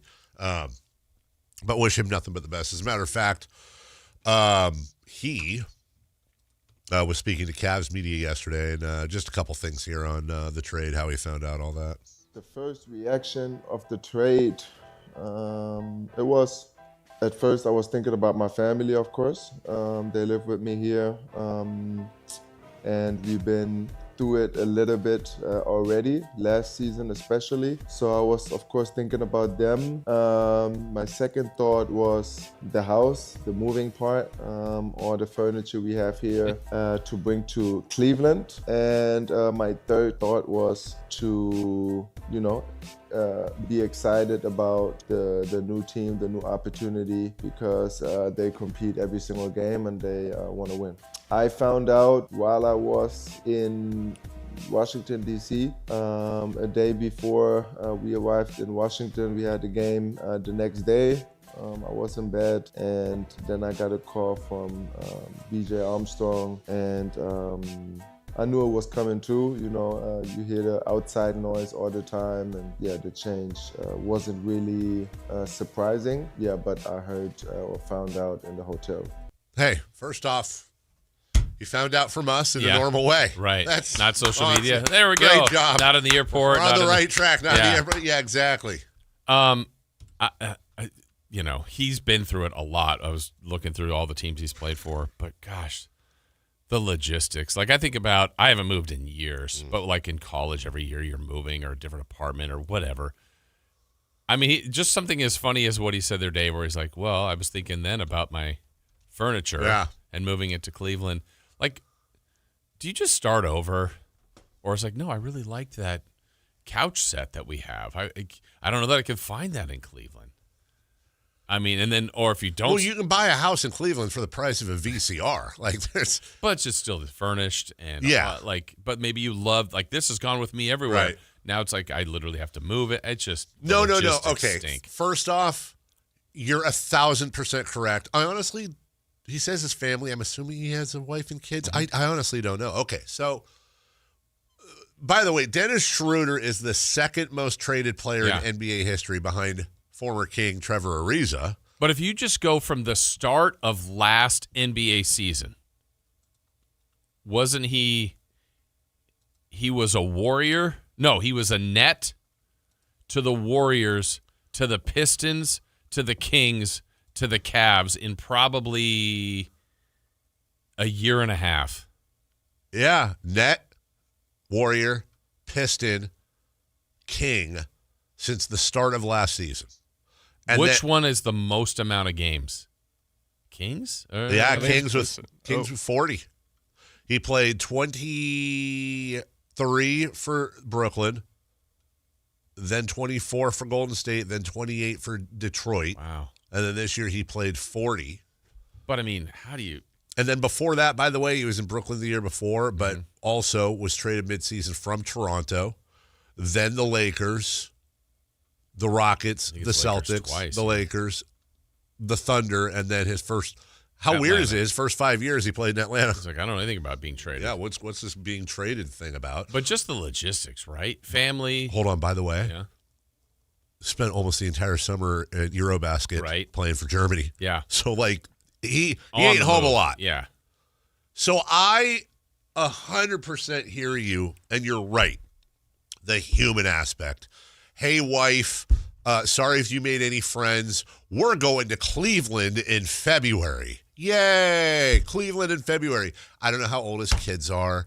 Kids in school, sorry, you once again, time to go be the new kids. Right. And they don't understand. Kids don't care. You're rich, you're poor, or whatever. All they know is every single time they get a foothold somewhere, whoop. Yeah, or sometimes they end up staying, like, we'll stay in Sacramento for the rest of the year. Well, that's not easy on the family, on him, it's their life, but that's not easy. I didn't see my family for a week, and when I got home, it was like putting my prosthetic arm back on that I was missing or something. Just, it's like you're missing a limb being without them. He could be going months. Well, maybe fly out for the All-Star break, a weekend, whatever. But, spring break, they go out there for a week. But again, you're going, no offense to Cleveland. We're Sacramento, I get it. But like Cleveland. Yeah. And on the other hand, because we've all had to do this, we've all moved. We've all had to try to convince our friends that, where's the truck? 7.5 hours of free labor doing hard work and pizza is but I'll get you some pizza. You'll have a great time. It'll be a blast. Nothing's that heavy.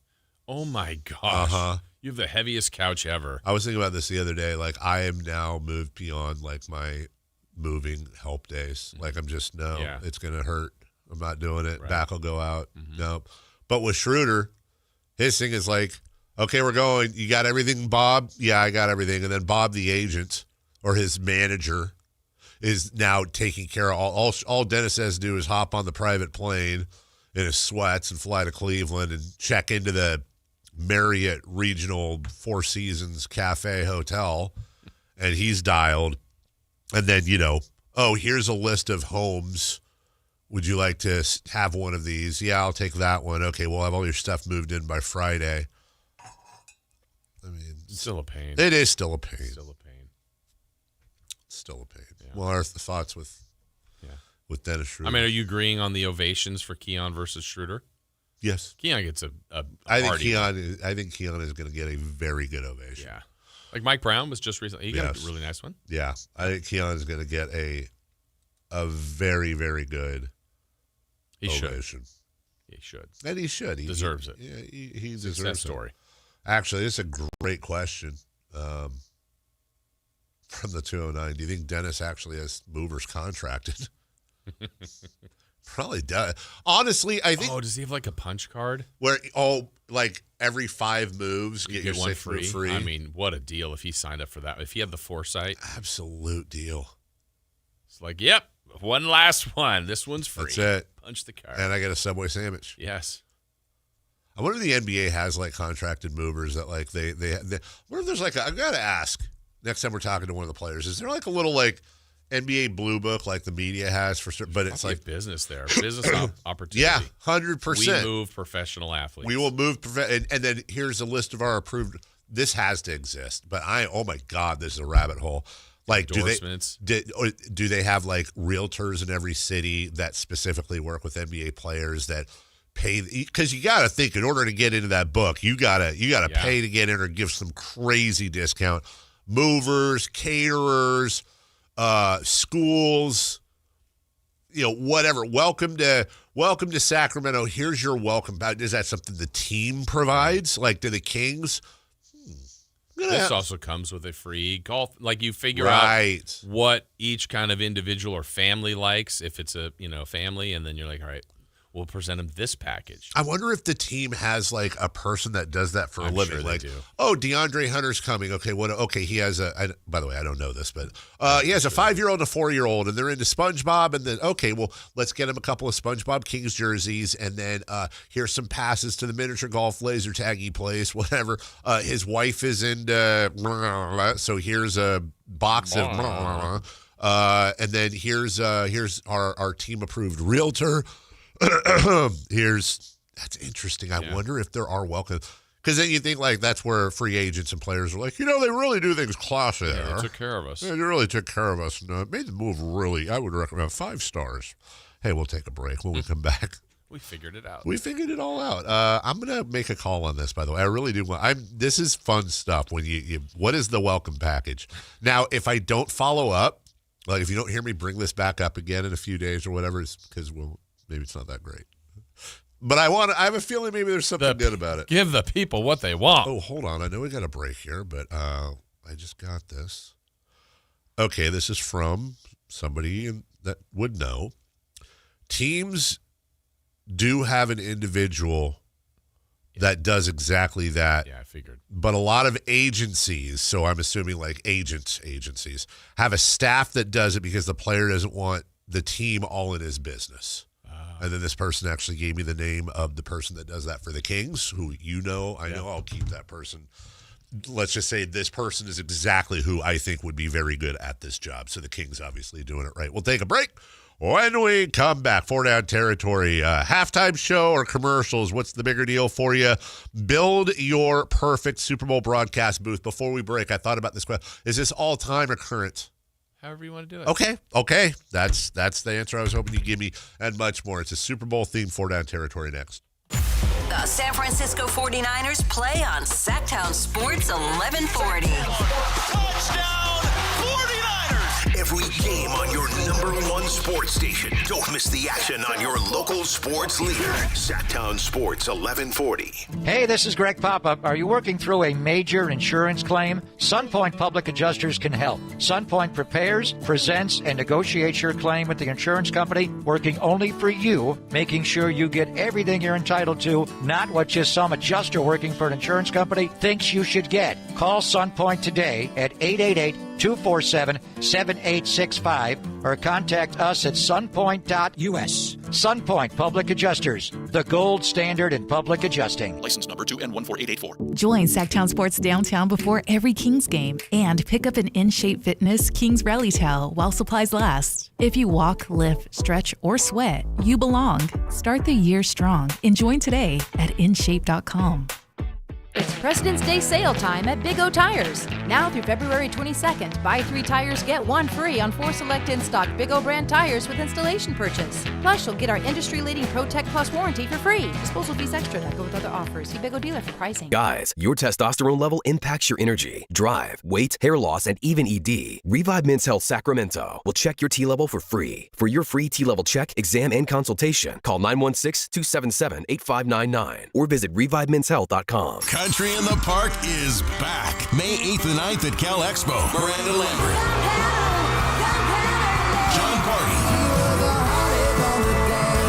and more. Line dancing live DJs, mechanical bulls, huge festival area, and food trucks. Tickets start at only $68. It's the perfect Valentine's gift. Surprise them with live country music and dancing. Country in the Park, May 8th and 9th at Cal Expo with Hoblit Chrysler Dodge Jeep and Ram Center and Hilton Sacramento. For more info, visit CITPFest.com.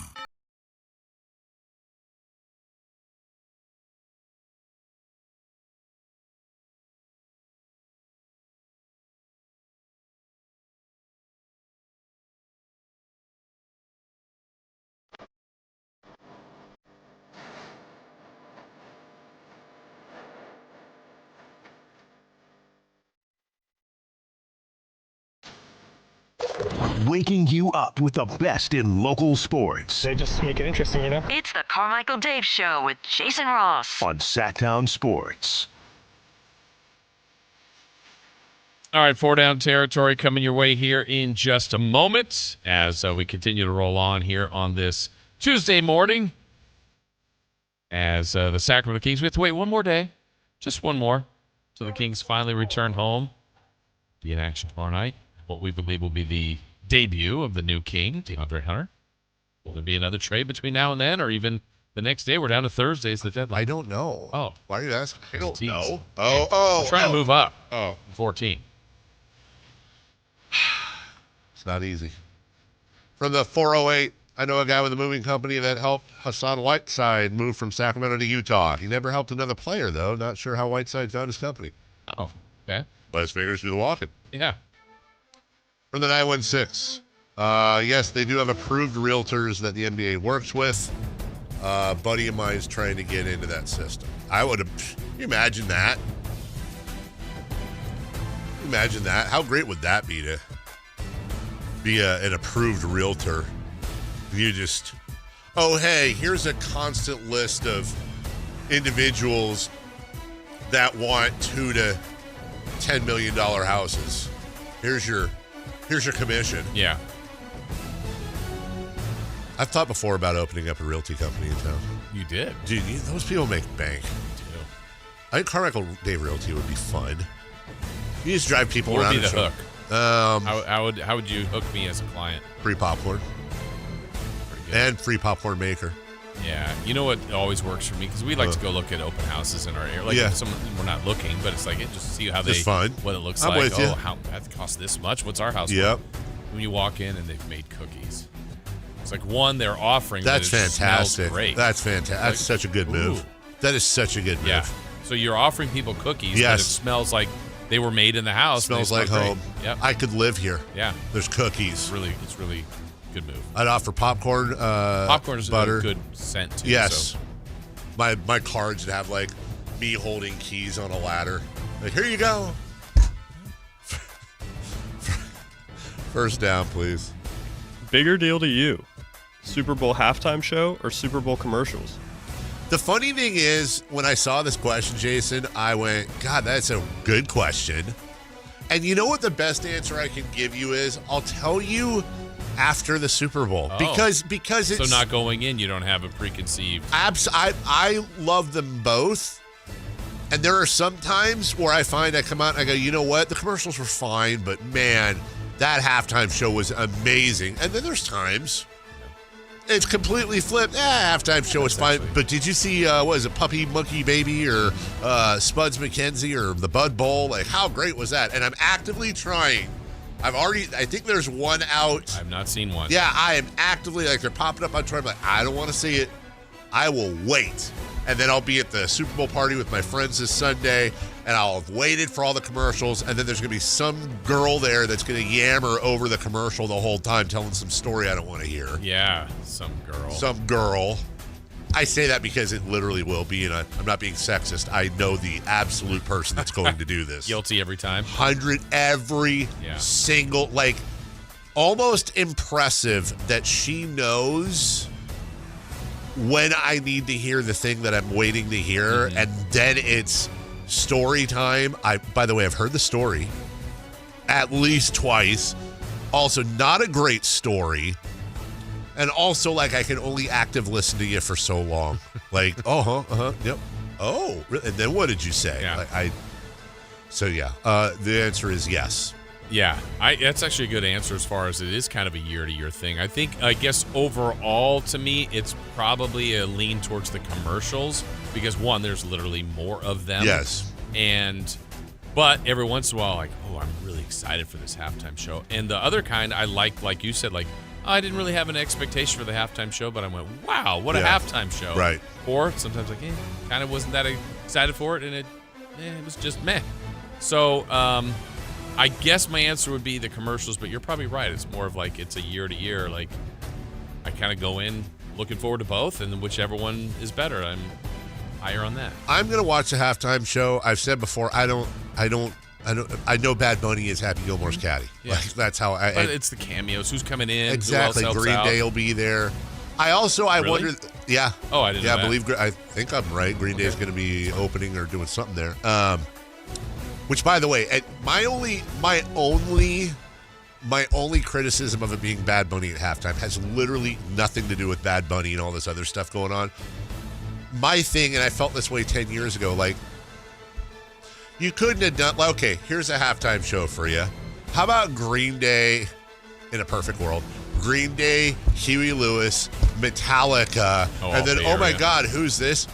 It's Steve Perry reunited with Journey for the first time in forever doing Don't Stop Believin'. Now, I don't think Huey can sing anymore because of his ear, and who knows with Steve Perry, but Bay Area's got some pretty good music behind it, and I'd love to see locale-based musical stuff. Yeah. That being said, I'm going to watch it. I'll watch Bad Bunny. I'm going in with open mind. Yeah. What I do wonder is the people that are like, Bad Bunny, roar. Like, are any of those people going to watch it and then be like, you know what, actually, he was really good? Or the people are like, yeah, Bad Bunny, man, let's go. Bad Bunny is awesome. I'm all for it. And then they watch it, but he's not good. And then they're like, wow, I was really excited for Bad Bunny.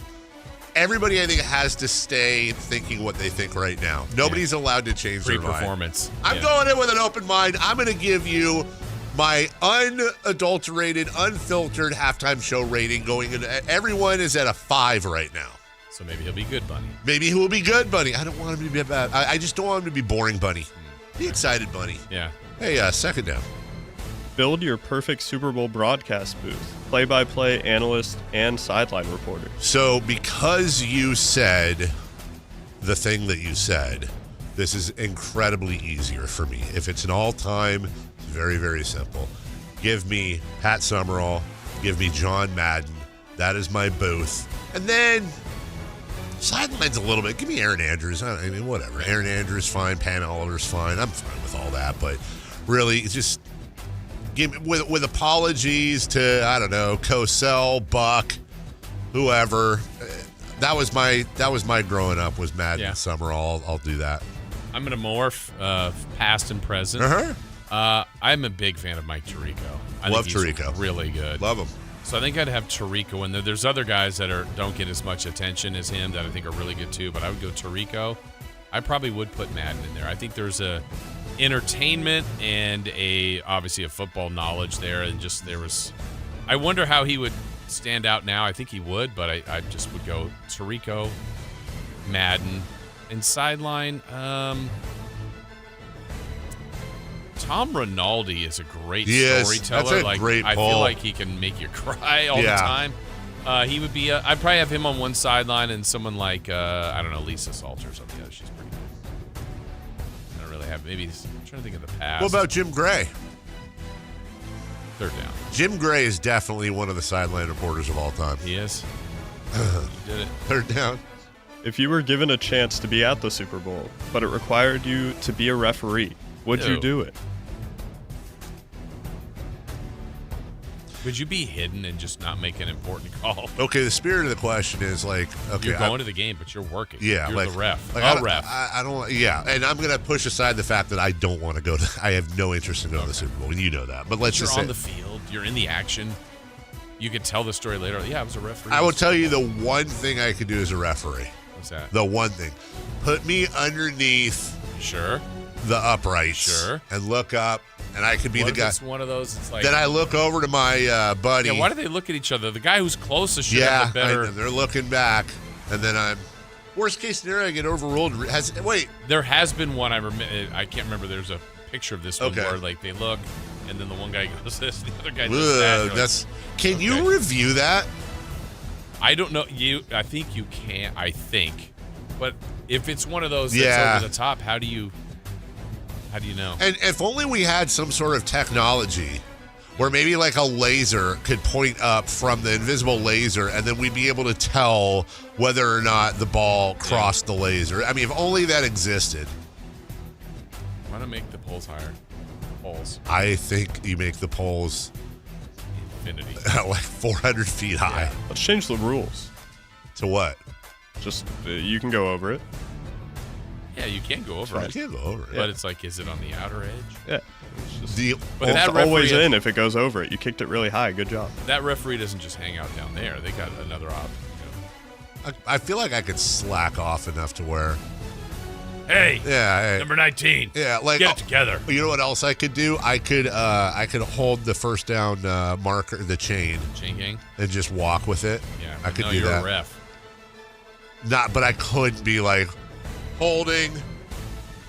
Also, I need to. I don't get a lot of FaceTime. I know, and I don't know. I Give don't him want in the funny business, right? Yeah, I gave the funny business down there. I also don't know. I got to think. Like, I don't know all of the signals. I know most of them. That'd be funny. First down. Right. Nope. Nope. Which way you guys first going? Down. Yep. Yeah. First down. Tactical foul. Nope, that's not it. You got right. Legal procedure. Traveling. False start. I do think it would be fun to throw a flag. Have you ever held an actual flag with the little? I have not, and I've always wanted to. Weight to it. I think it would be better if they had little flag shooters. Pew! You can just parachute down. Like one of those flares, like a flare gun, but a lot of people would notice. A lot of people, or actually real flares instead of a flag. Yeah, that would be amazing. You got a flare on the play. What about you? Would you go? Would you do it? Yeah, but I'd be intimidated that I'd make the wrong call at the wrong time. Extra points if it's like a team I hate, and then I'd just purposely make the call. Yeah. I'd be holding again. I'd be Leslie Nielsen. Just everything's a penalty. All right, very quickly. Fourth down. How early in the broadcast day do you typically tune into the Super Bowl?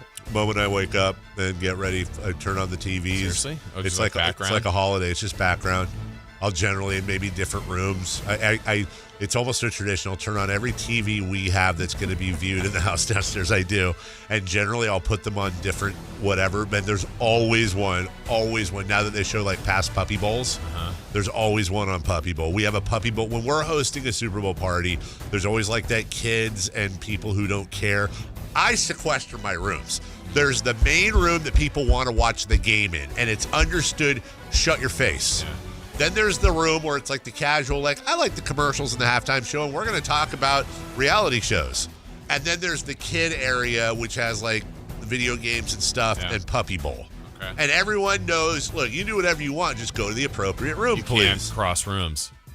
You can, but you better act appropriately, or holding personal foul, right? Face mask. Get out of the room. Illegal or false start. Illegal procedure? Stopping. What's illegal procedure? That. Is that again? It's false start. Illegal procedure. False start. It's not a dance move. We'll take a break when we come back. What's hot, what's not, and we got some audio from Media Day. Jason's going to talk a little bit about Gonzalez Law here, which is good because we had somebody on the text line 441140 said, "Do you have an update?" I do. You've got an update. It's next. The San Francisco 49ers play on Sactown Sports 1140. Touchdown 49ers! Every game on your number one sports station. Don't miss the action on your local sports leader. Sactown Sports 1140. That's right. I do have another update on Gonzalez Law against SacLegalDefense.com, 916-304-9187. Now, Jonathan Gonzalez, I've had a chance to get to know him over the years, and he's, first and foremost, a good guy, really good at his job. But the fact that he's here, he's local, he's someone that you can contact and really feel connected because he has helped a lot of people in our community. That's his job, and he's good at what he does. Like I said, he was, in fact, undefeated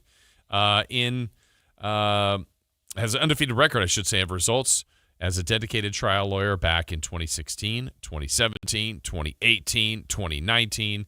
So you get the point. He has been very good and impactful at his job, and he can help you in whatever area of need you might have. As again, no case is too big, no case is too small. Maybe you've been involved in an auto accident. Maybe you do, in fact, need criminal defense. Maybe you have a wrongful termination case you're dealing with, sexual harassment case.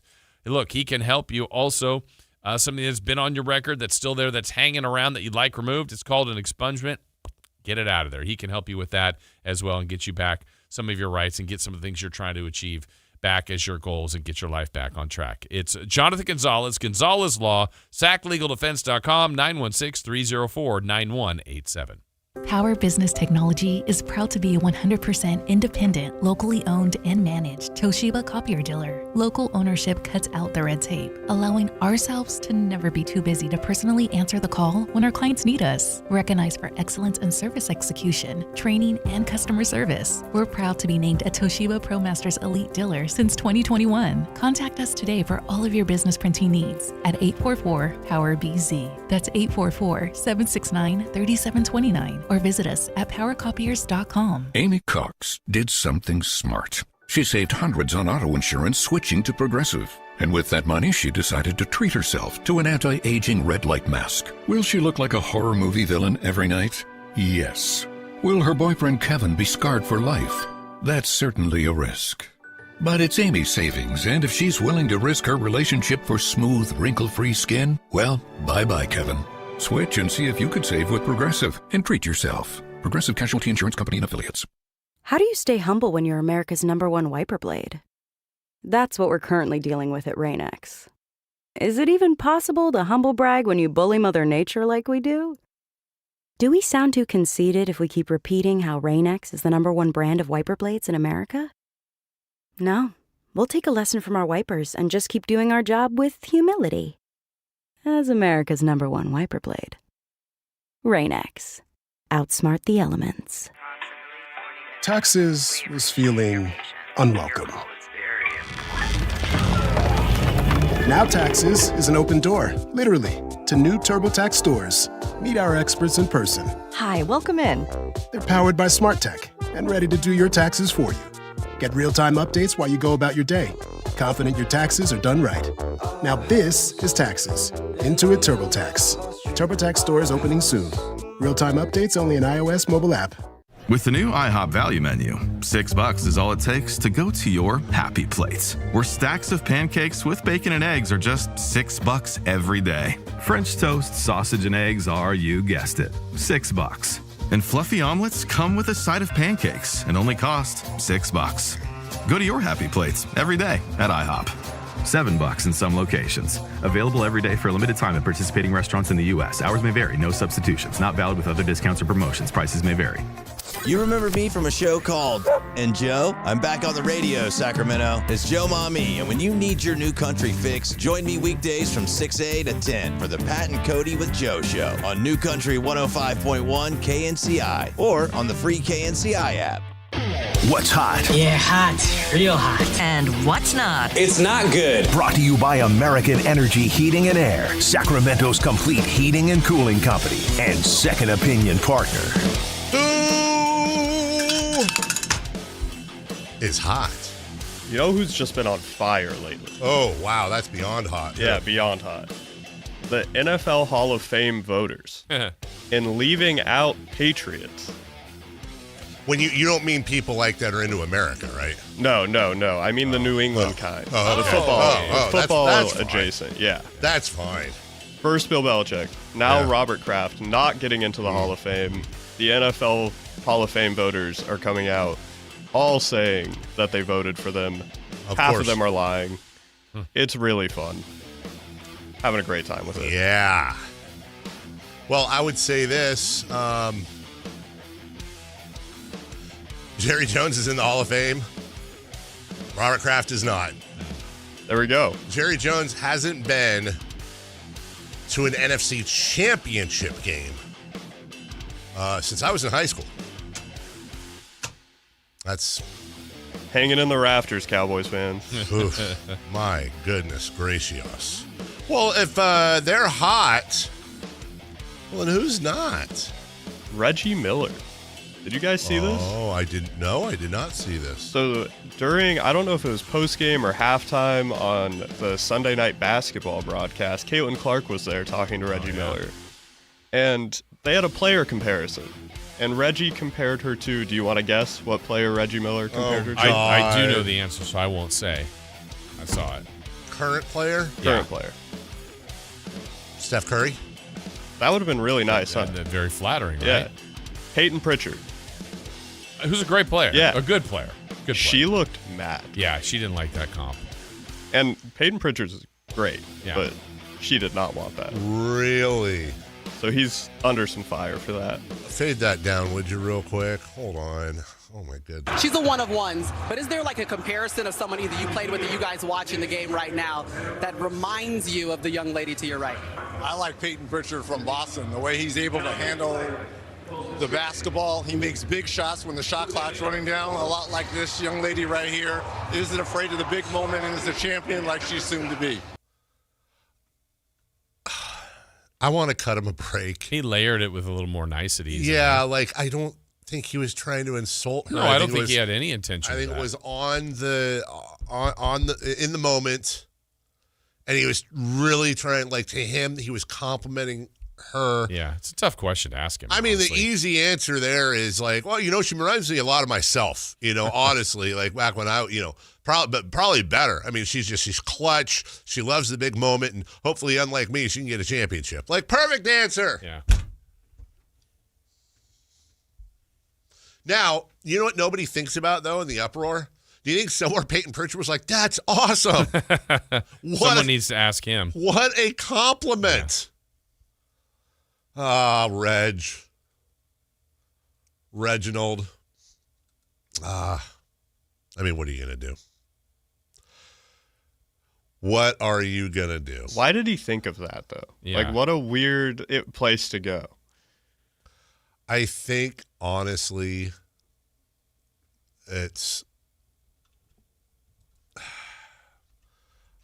I think he was just, we all have had those moments. Yeah. You're put on the spot. You're put on the spot.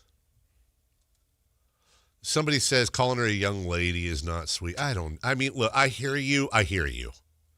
Also, if he was to turn and say, well, this young man, I got to tell you, are we even blinking an eye at that? I think even Maria, said this young lady. This young lady to your left or whatever. Yeah, I don't know. I mean, there are a lot of things to get upset about.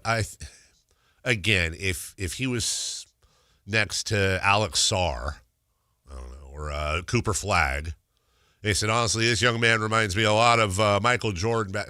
Is anyone like, he's a grown man, and that is an insult. I don't know.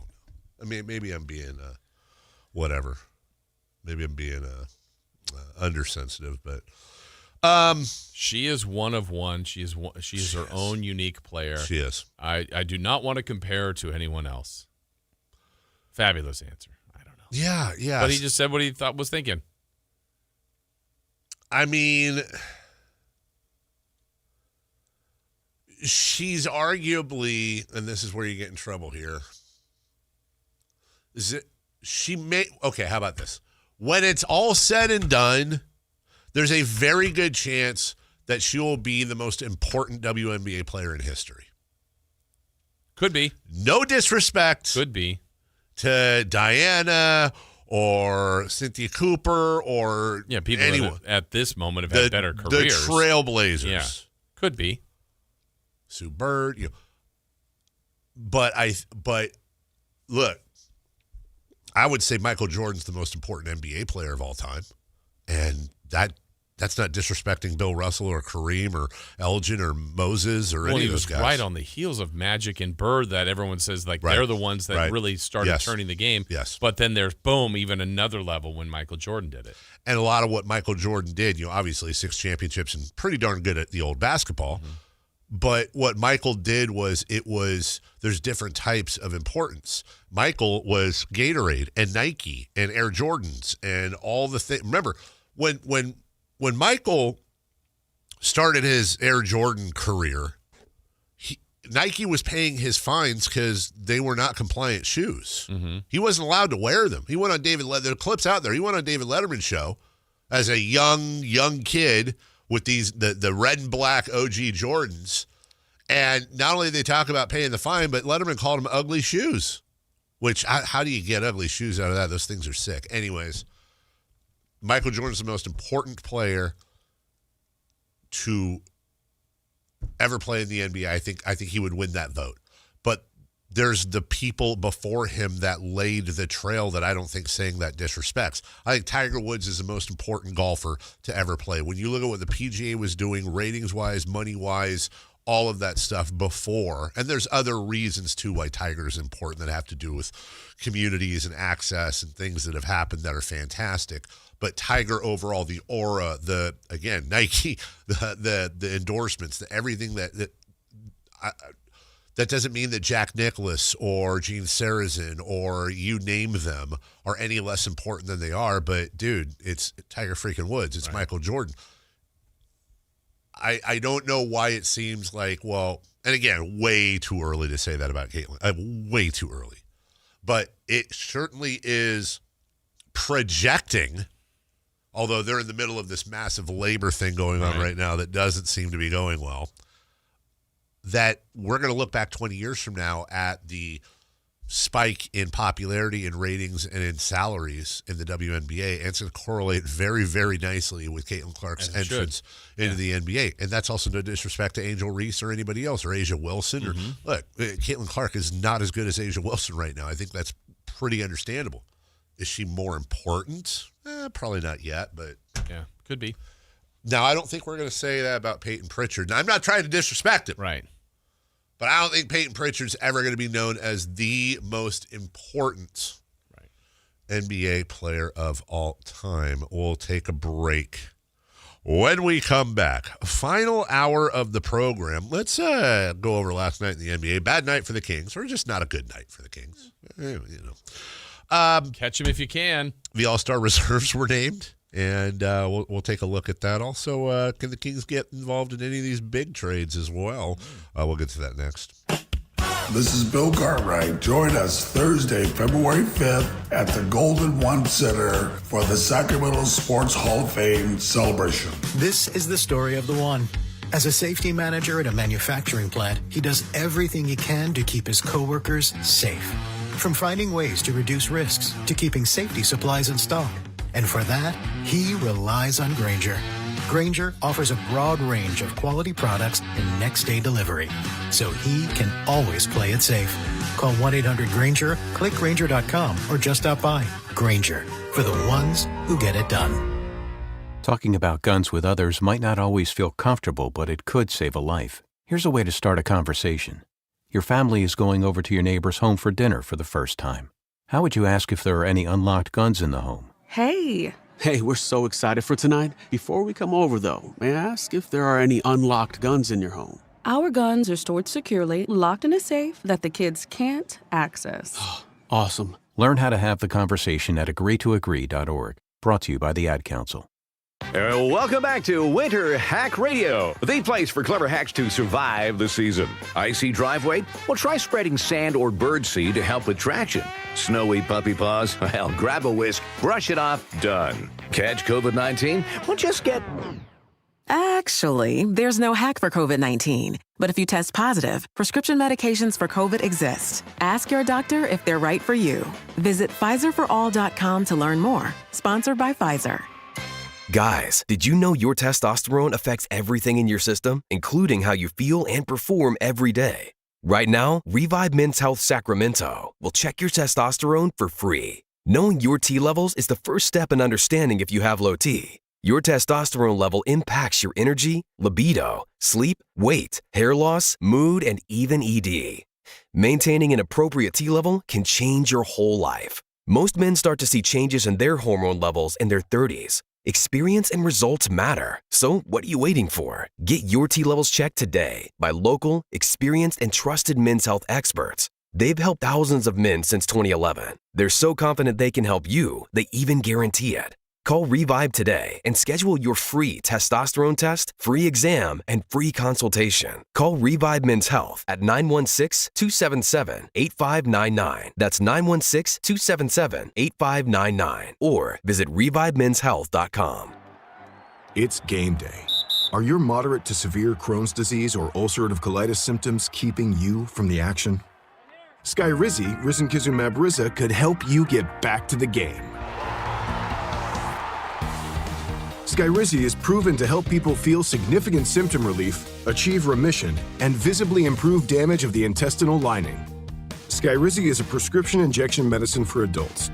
Don't use if allergic to Skyrizi. Serious allergic reactions, increased infections, or lower ability to fight them may occur. Before treatment, get checked for infections and tuberculosis. Tell your doctor about any flu-like symptoms or vaccines. Liver problems leading to hospitalization may occur when treated for Crohn's or ulcerative colitis.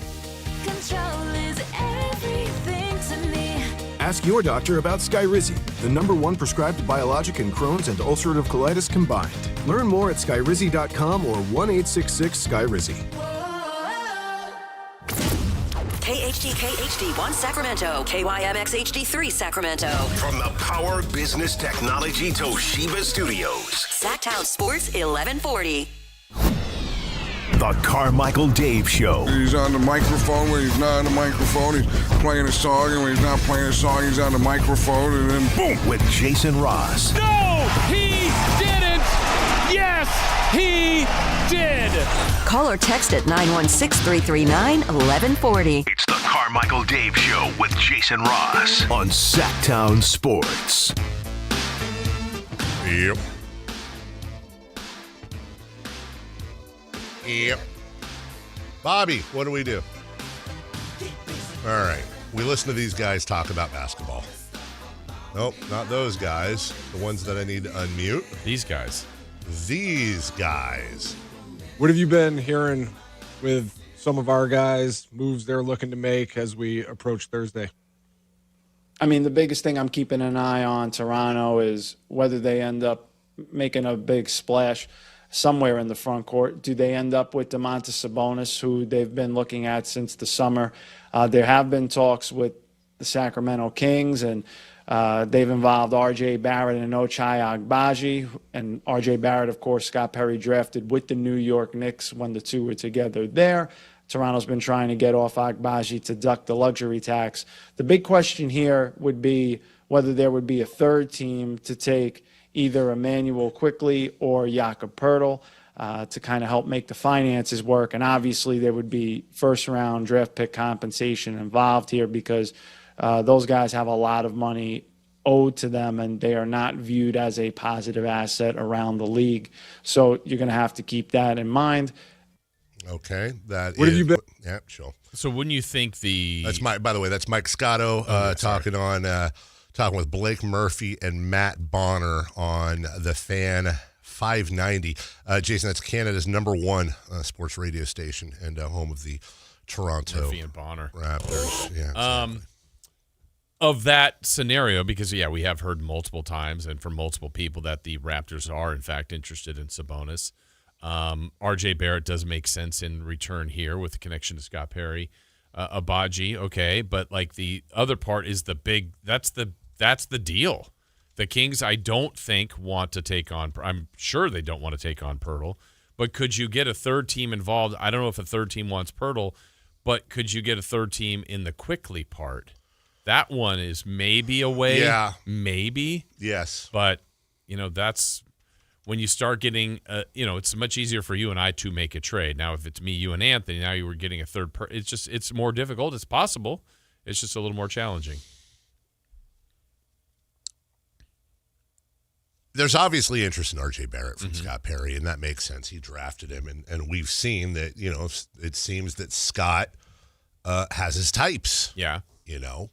I think what's interesting there is take a look at Ochai Agbaji, and let me bring him up here real quick so we can give you what Utah and then now the Raptors. Where are you at, Ochai? There you are. 6'5", 215. He's a guard, and he is 25 years old. 14th pick in the draft of 2022. 4 points, 2 boards, 0.7 assists. Nothing really jumping off the table about him. Right. It makes me wonder. Let me go back to the Raptors' salaries here. I mean, Emmanuel Quickley is making $32.5 this year and for the next 3 years after that. So, again, you're talking about 2 years beyond where the Kings want to take on money. Let me take a quick look at Quickley. He's 26. He is a Kentucky point guard. 17 points, 4.5 rebounds, 6.1 assists. Let me look at one other thing here. His career high is 18.6 points 2 years ago. Yeah, he's a career 37% shooter from beyond the arc. Yeah. If Scott Perry, this trade deadline, moved Domantas Sabonis, and I don't want to say no matter for what comes in return, but at the point of what we're hearing, Barrett, in some version, if it's not Pirtle, which I don't think they want, which we know they don't want. Next year to start the year, Dave, they are looking for, even though they've had a hard time finding wings in the past or recent memory, 2 of the harder positions to fill in the sport, the point guard and the center. Yeah, and one of them, obviously, very available if you have that number 1 pick, and Darren Peterson, who would be your point, that would be the perfect example. The funny thing is that the other 2 guys available are, unless they're going to move one of them, would be a wing in DeBonsa and a power forward in Cam Boozer. I'm not entirely sure Boozer's a center. Yeah. I don't know that I think he's a 4. Right. Sometimes things change. And the irony is, like, the team they just played here recently on this last homestand was Toronto. When they came in, I'm like, they don't have a center. Yeah. But they're all about 6. Quickly was the shortest, but I mean Ingram, who else? Barnes. Yes. Like, I don't know if Barnes or Mamu Skilishvili was playing center. I mean, someone was technically the 5, but well done on Skilishvili, by the way. They were just all wing type players, and that's where some teams are playing that way too. You want to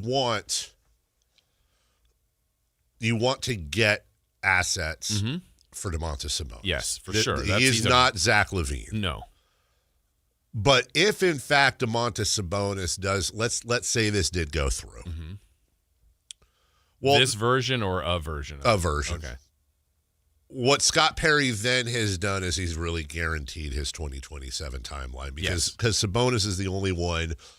As of right now, you have Sabonis making $48.6 million in 27-28. They want that to be his last year, right? That's his last year. And then Keegan would be into that. Keegan, 26. But they agreed to that. They agreed to that. They want that. Eyes wide open. Devin Carter, $7 million player option. Neat Clifford, $3.5 million player option. Ray No, $2.5 million player option. The only other one is currently Malik Monk has a $21.5 million player option. I said those others were team options, right? Or did I say player? You said player. The other ones are all team options. Oh, okay. Sorry, not player options. Carter, Clifford, Reno, all team options. Monk, $21.5 million in 27-28. Yeah. I think they could, if they could move Monk by then. I think that's a small enough contract. Move Monk by Thursday if they want to. Moving Sabonis now guarantees that if you want to play it out like that, you have Keegan Murray on the books for $26 million, and really, honestly, if you wanted, that is it. Plus whoever you just drafted this year. And then I think, who knows what they'll do with Carter, but Nick Clifford and Max Reynaud make a combined $6 million. That in 27-28, a combined $6 million. So you have now completely cleaned your books are clean, and the only future draft capital you don't own is the rights to your 2031 pick place. You have that swap with San Antonio that sucks. Right. You also have the Timberwolves first-round pick in, 2030? I think. Somewhere around there. Around there, yeah. And you have all your picks. Yeah, and it gets back to the logistics of Sabonis. It's kind of like what we talked about earlier, Dave. If trade deadline comes and goes and the Kings do not make another move, how do they handle the veterans the rest of this season? And some of them, it could just be like Westbrook the rest of this season. He's not signed past this year. But technically DeMar is, technically Levine is, technically Sabonis is.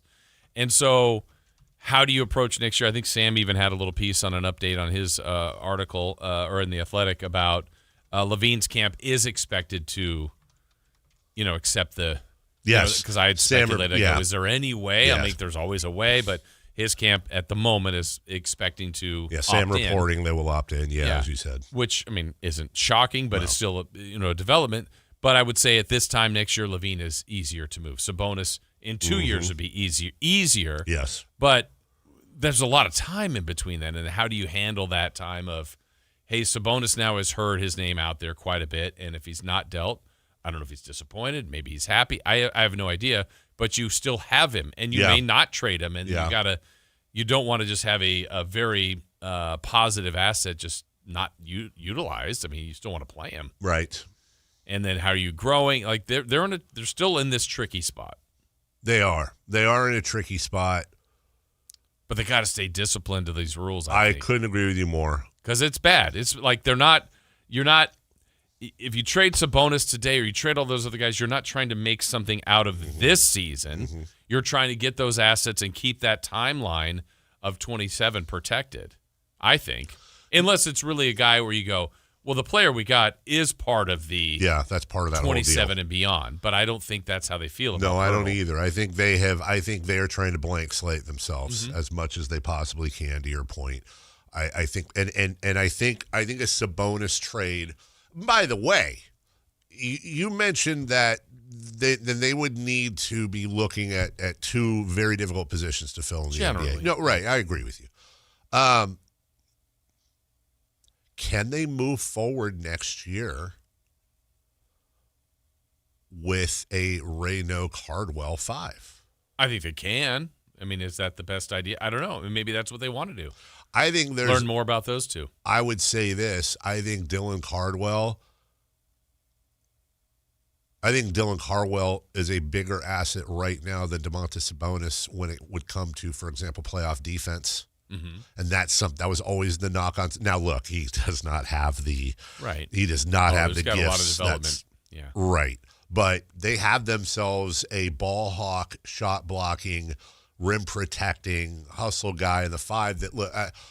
This isn't a perfect comparison, but I can see Cardwell being a type of playoff, and this is ceiling, like a little bit like a Kevon Looney, if that makes sense. He's not going to jump off the page at you, but he's going to be one of those guys on the floor that fits a role, and that's the type of team.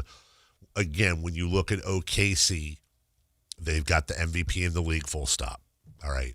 But you got the Lou Dorts of the world and the guys on their team that don't jump off the screen necessarily, but they fit their roles perfectly. And I hope that's where Scott Perry's trying to move this to. Yeah, I look at another guy like that who was here, Nimi Keita, is now in Boston. He starts for a team that's, the 3 seed in the East.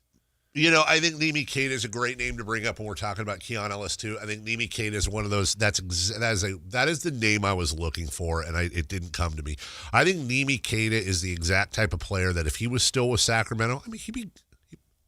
I don't think he could do with Sacramento what he's doing with Boston because of the structure of Boston's team. So it's easy to look at him getting a ring and being in Boston and doing the things he's doing, going, man, we're idiots. We let him go. Well, yes and no.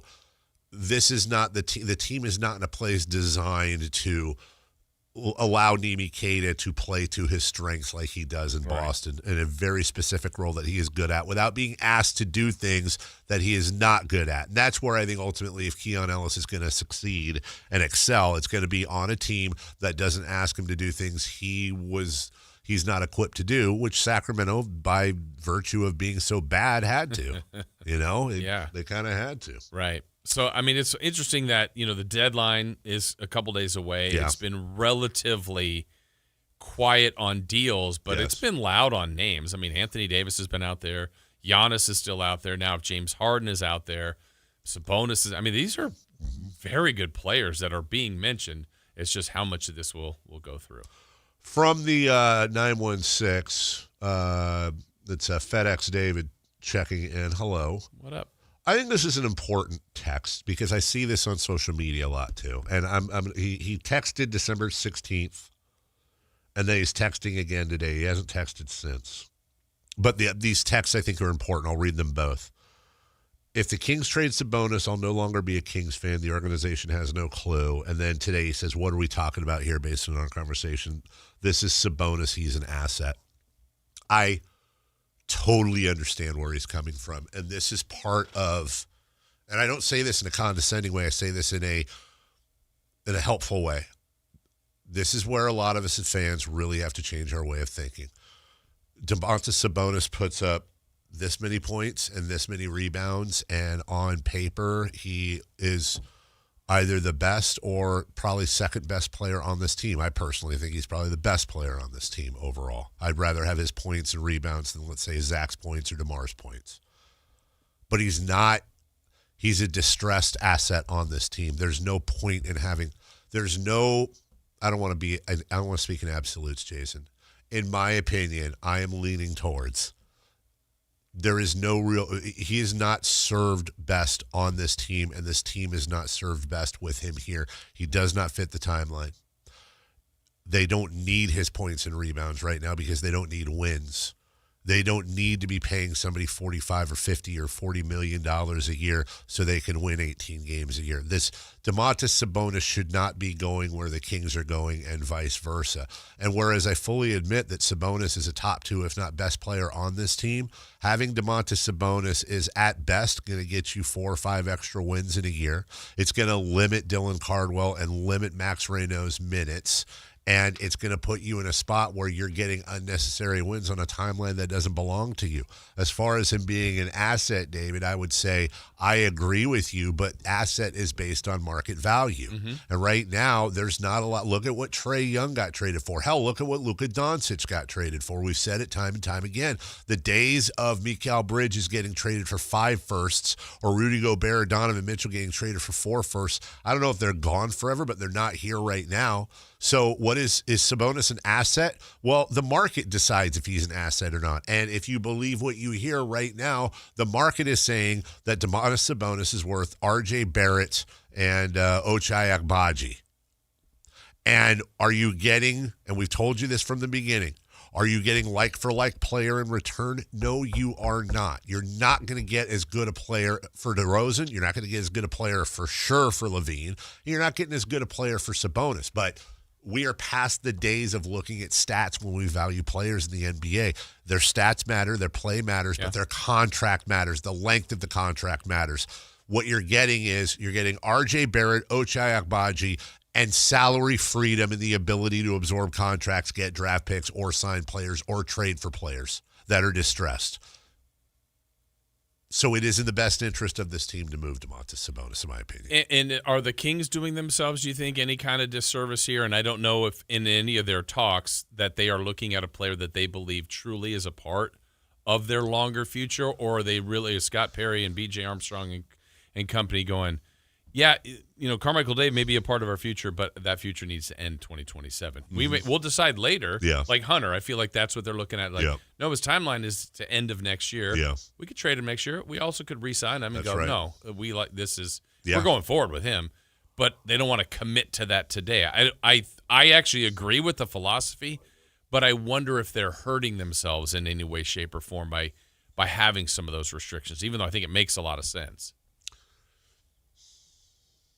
I mean, is the pool smaller? Yeah, they are limiting themselves, but also, there's logic behind it. I think so. I think it does make sense. It all points to we want our books as clear as possible for 27, and that doesn't necessarily. And by the way, I think also a lot of people will automatically think, and I totally get it. Well, you clear the books, that means hey, free agents happening. You got your pick of the litter. Let's remember, right? The Sacramento Kings. Best free agent signing of all time is either Vlade Divac or DeMar DeRozan. Right. Of all time in 45 years. I would caution people, number one, there's always the first time, okay? But it's like when I see a trade rumor pop up with the Lakers and Kings.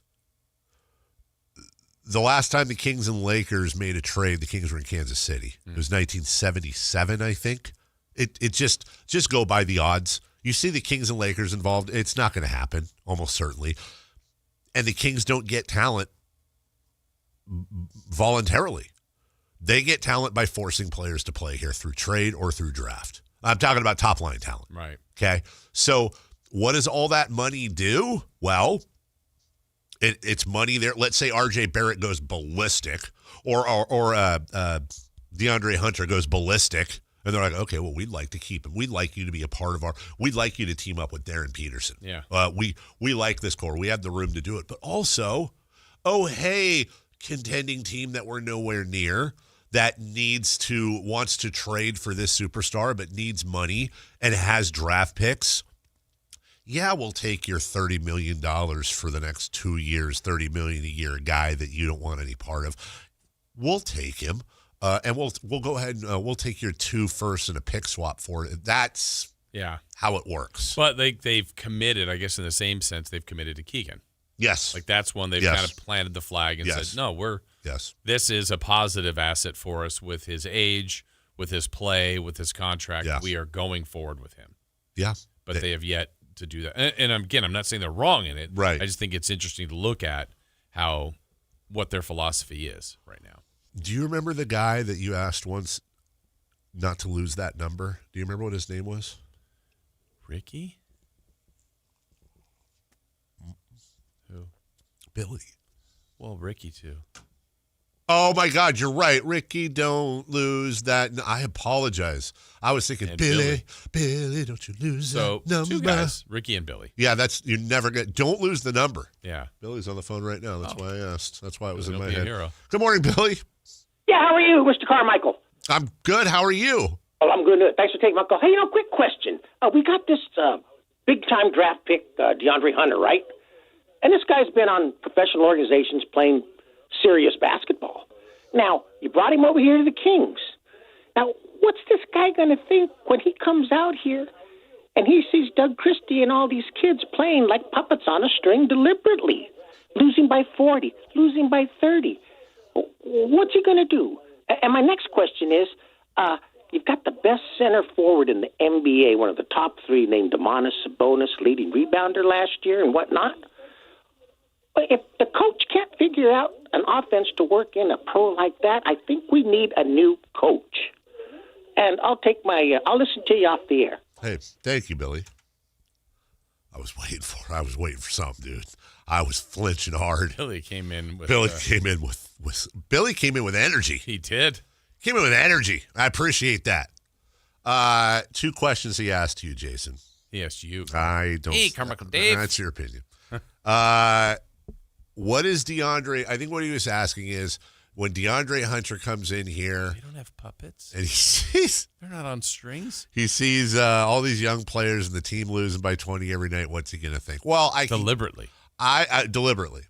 First off, the team is not. The players are not deliberately trying to lose. They're just not good on purpose. Secondly, the simple answer is I can give you 24,910,714 reasons why DeAndre Hunter is going to do what he needs to do.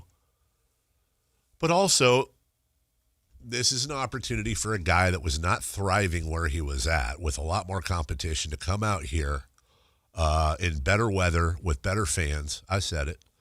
And he's got a year left to either A, ingratiate himself into the system and be an irreplaceable part, or B, to play his way into a nice big fat second contract, third contract, whatever it is.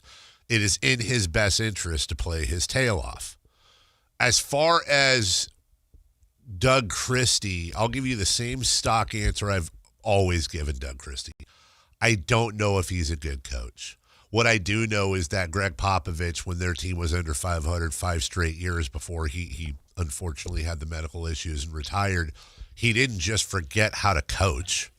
But he didn't have the players. Oh, wait, he had Wemby. He did. Yeah, he had Wemby. Or what's his face in Detroit right now? Who's their coach? I'm tripping. Oh, Indiana, Rick Carlisle? No, I'm thinking Detroit. J.B. Bickerstaff? J.B. Bickerstaff, okay. He didn't just all of a sudden learn how to coach last year and this year, like magically. You have to have the ingredients. And Domantas Sabonis is not 5 players. He is 1. Mm-hmm. He has also had some injury issues this year as well, which have greatly changed his fortunes as well as the team. So I can't blame Doug for that. But I would say this again to the Doug, we need a new coach. We need a new I do not, whether I agree or not with people saying Doug's not a good coach. Let's say he's not. Let's run with it. And I feel like we did this yesterday. Doug Christie's not a good coach. That is the charge. I would say, why would you bring in a new coach this year? Why would you bring in a new coach next year? What's the point? What are you doing? Are you going to win 5 more? It's kind of like holding on to Sabonis. Are you going to win 5 more games? What's that going to do for you? Right. I mean, it's 5. Maybe that's 3 more nights at Golden One Center. You go home happy, and I'm not indifferent to that. But we're trying to rebuild here. Trying to fresh start, wash hands, fly, little bird, fly. Good luck. Thanks, Billy. Thanks, Billy. Don't lose that number. 1-800-912-1140. Ricky, don't. Which is a better song? I know which one I'll pick, but now that I remember them both. That's a tie. When in doubt, I'm always going with Phil. Okay. Always going with Phil. Not Steely? Love Steely. Phil. I think that's Steely Dan. I just agreed with you like it was, so we're both stupid if it's not. You know what? And if it's not Steely Dan, it should be. Yeah. We'll take a break. I mean, Don't Stop Believing. Doing It All for My Baby. Great Steely Dan hits. Why wouldn't Ricky Don't Lose That Number be one? We'll take a break. When we come back, What's on Deck? Brought to you by Trex Decking and Railing. We'll also talk to Matt and Kayla as well in the crosstalk. And a lot more. We'll do that next. Stay up to date on Sacramento sports. Join the Sactown Sports 1140 newsletter. Visit SactownSports.com. Never have I ever called my sister from the finish line of my first marathon. Hello? You won't believe where I am. Are you running? Mile 26. I'm gonna make it. Switch to T-Mobile's 55 Plus plan and get iPhone 16e with its advanced camera system on us. Plus 2 lines for just $30 a line. Guys, I can't believe it. I knew you could do it, babe. That was amazing. Mom, how do you feel? I feel great. I can't feel my feet. Let's take a picture, and then you may carry me to the car. Share every stride, every mile, every memory on America's best network. Switch to T-Mobile's 55 Plus plan and get iPhone 16e on us and 2 lines for just $30 a line. With 24 monthly bill credits and 2 eligible port-ins on Essentials 55 Plus for well-qualified customers with autopay plus taxes, fees, and $35 device connection charge. Credits end and balance due if you pay off early or cancel. Contact us. Finance agreement 128 gigabytes, $599.99 required. Best mobile network in the U.S. based on analysis by Ookla of Speed Test Intelligence data 1H 2025. Visit T-Mobile.com. 2 iconic comedians. 1 night of laughs. David Spade, Dana Carvey. In 1998, they invented the cordless mic. Now let me just, listen, Paramount Theater, let's not jump on trends. Even in the best marriage, at one point, you look over and go, not my best choice. Friday, February 27th. The venue at Thunder Valley. Tickets on sale now at visitthundervalleyresort.com. David Spade and Dana Carvey together. $5,000. That's the average amount of money people in the U.S. are now spending on gas in a year. $5,000. That's crazy. If you drive, you have to download Upside, the free app that gives you cash back every time you get gas. That's right. You can earn real cash back with Upside just by buying the gas you're already buying. You can literally start earning cash back today. I use Upside every time I fill up, and I've already made around $300. You're putting gas in your car anyway. Why not get real cash back? If you like free money, download Upside. I'm saving the cash I earn from using Upside to help pay for a vacation later this year. Download the free Upside app now to earn cash back every time you buy gas. Use promo code SOUND to get an extra 25 cents per gallon on your first tank. You can cash out anytime right to your bank, PayPal, or a gift card for Amazon and other brands. Just download the free Upside app and use promo code SOUND for a 25 cents per gallon bonus on your first tank. That's code SOUND for a 25 cents per gallon bonus. Talking about guns with others might not always feel comfortable, but it could save a life. Here's a way to start a conversation. Your family is going over to your neighbor's home for dinner for the first time. How would you ask if there are any unlocked guns in the home? Hey, we're so excited for tonight. Before we come over, though, may I ask if there are any unlocked guns in your home? Our guns are stored securely, locked in a safe that the kids can't access. Awesome. Learn how to have the conversation at agreetoagree.org. Brought to you by the Ad Council. Welcome back to Winter Hack Radio, the place for clever hacks to survive the season. Icy driveway? Well, try spreading sand or birdseed to help with traction. Snowy puppy paws? Well, grab a whisk, brush it off, done. Catch COVID-19? Well, just get... Actually, there's no hack for COVID-19. But if you test positive, prescription medications for COVID exist. Ask your doctor if they're right for you. Visit PfizerForAll.com to learn more. Sponsored by Pfizer. Ladies and gentlemen, this is going to be fun. It's time for What's on Deck, brought to you by Trex Decking and Railing.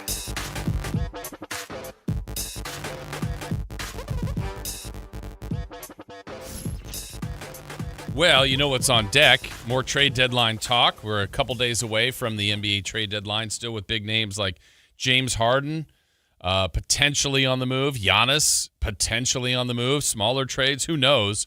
But the NBA is picking up as far as that goes. Certainly we'll keep our eye on that. We got some games tonight that we'll be following with interest for the Kings as far as like the Jazz and Pacers, two teams near the bottom, like the Kings, that we'll be watching. But other games of probably a better note than that, that's for sure. Started from the bottom. And now we're here. Yeah. I'm going to make a soup today because I'm still trying to shake this thing. Okay. I need to think of a good one to make when beef barley. Yeah, because I'm not a chicken noodle guy. Okay. Lentil? Vegetable? Yeah, maybe.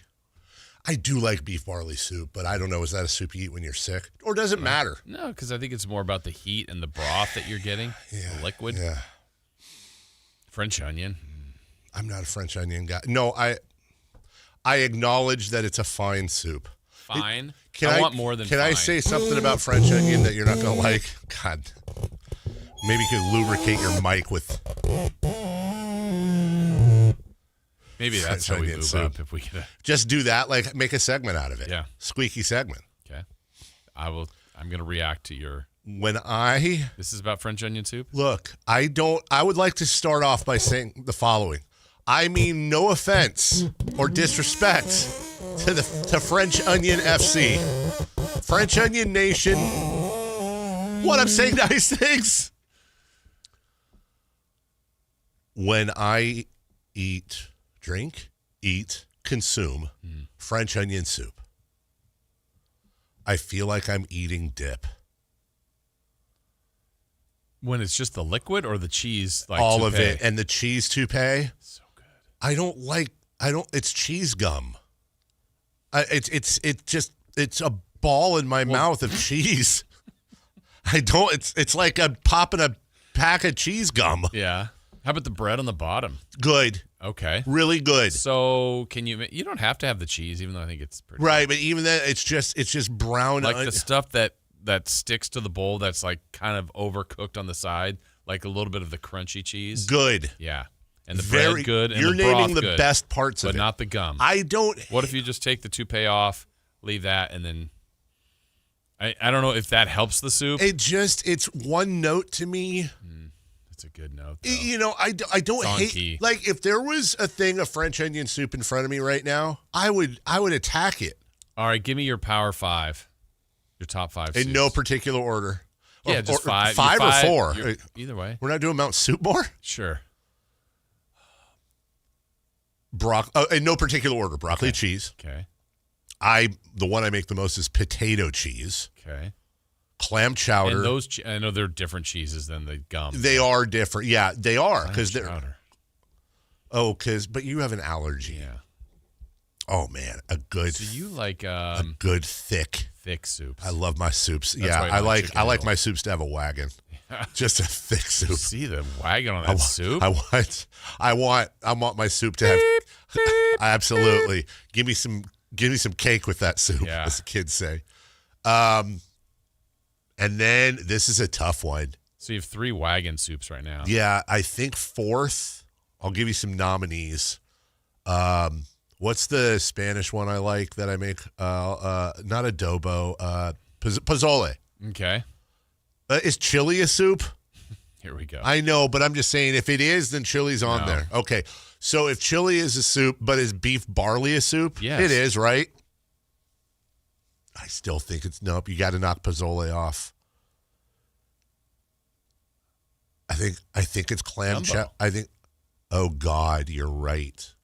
You missed the best. No. You're so right. Well, because I'm like Reggie Miller right now. I'm on the spot. You just called Gumbo Peyton Pritchard. Gumbo is 100% on the Mount Rushmore. Okay. So Gumbo is not going anywhere. Broccoli cheese isn't going anywhere. Clam chowder's not going anywhere. Is broccoli cheese to you greater than potato cheese? Yeah, so I'm going to knock potato cheese soup off because that was my favorite of your selection so far. But have you ever had? Yeah. I mean, I like broccoli cheese, but it wouldn't be in my top 4. I'm going to give you gumbo, broccoli cheese, clam chowder. I'm going to give you a strange 4th one. Okay. And this shout out, this is one of those IYKYKs, as they say on Twitter. If you know, you know. My 4th soup of the Mount Rushmore of soups is actually my go-to, but I can't make it. War wonton soup. Oh, okay. War wonton, and I'm not talking about wonton soup. Right. It's not like we're going to battle either. It's WOR. War wonton soup. You got the broth. You got the wontons. You have whatever the green thing, green veggie is in there. I don't know what it is. You got shrimps. You got little pieces of char siu pork. Mm-hmm. You got sometimes little tiny mushrooms. Oh, my God. It's just so good. And it's the best thing to eat when you're sick. War wonton, clam chowder, broccoli cheese. You ever had pho? I have had pho. I went up to let's just call it's called King up in Auburn. Pho is really actually good. I would say pho is the mountain below Mount Rushmore for me, but very good. Love that when I'm sick. He's right. What are yours? Gumbo. Of course. French onion. Okay. I really like this soup, like creamy chicken and rice or chicken. It's a thicker one than the And then probably vegetable beef or vegetable soup, like just a a tomato based. Yeah. It's thicker, but it's got a lot of the. I like there to be some cash and prizes in there, some fun little things in there. Not just broth, right? I know what you're making me. Oh, it's bok choy. Bok choy is the green. I don't know how many times I had ramen, and I could do it all the time. Just shout out ramen. Just like the conventional top ramen bag that was like cents. Yeah. Is what it costs. Oh, you can get it's still right now. You can get a box of it for like $4. But now there's like ramen places that are more like it's like exotic and they're all this stuff. I'm like, I could just have the. My daughter caught this from me, so we have a stock of the Maruchan, whatever chicken base usually. Yeah. But we gussy it up, dude. I'll take 4 I'll slice up a jalapeno and put it in the bottom with like a handful of pepper. And then when I make the soup, you put the ramen and the stuff in there, and then I scramble an egg, and I slowly dribble it in, and I mix it so it turns into kind of like egg drop, and then I pour it on top of the pepper and and then it's still the ramen. Yeah. Problem is blood pressure. Yeah. That sodium. Yeah. You're basically eating salt. Well, yeah, because like you could buy a pack of ramen. It's like good till 2047. You're like, really? Is this the best thing we should be eating? But it's good. Tastes good. It's really good. Yeah, I wish you did not have seafood allergies. Yeah. I feel bad about that. I mean, good for you, but I really wish like you. There's a lot of good stuff I'm missing out on. You are, but you know what? You power through it. Yeah. I'm not saying that in a way to like be like, you don't like I wish. Like, have you ever had clam chowder? Probably not, right? I feel like I did as a kid. Okay. I don't remember what happened, but maybe it wasn't good. I don't know. But I stay away from it. What's your favorite soup? 1-800-912-1140. All right, quick break when we come back. Crosstalk with Matt and Kayla. Hopefully different than yesterday, or not. Well, Kayla came in and dropped an absolute bomb on us. Second time in a couple weeks she's done that, too. We're learning more. I thought Matt was the one we needed to be worried about. You're right. We'll get to that, if they're ready for it, by the way. Yeah, next. Kind of.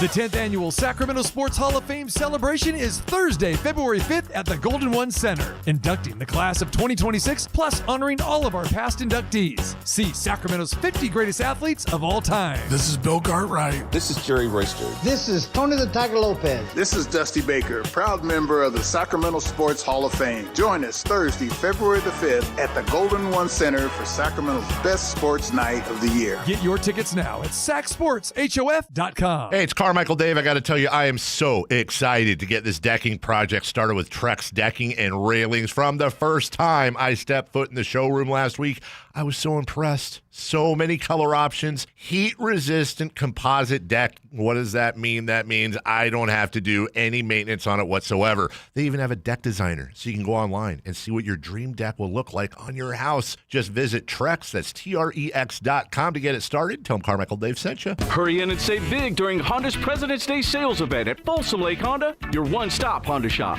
Hurry in and save on our best selection of new Hondas. Each is priced to sell now. Folsom Lake Honda is your one-stop Honda shop for great pricing on a giant selection of new CRVs, HRVs, Civics, and Accords with low finance and lease options. Plus, get an instant cash offer for your trade. Get to Folsom Lake Honda or go to FolsomLakeHonda.com. Folsom Lake Honda, yeah, your one-stop Honda shop.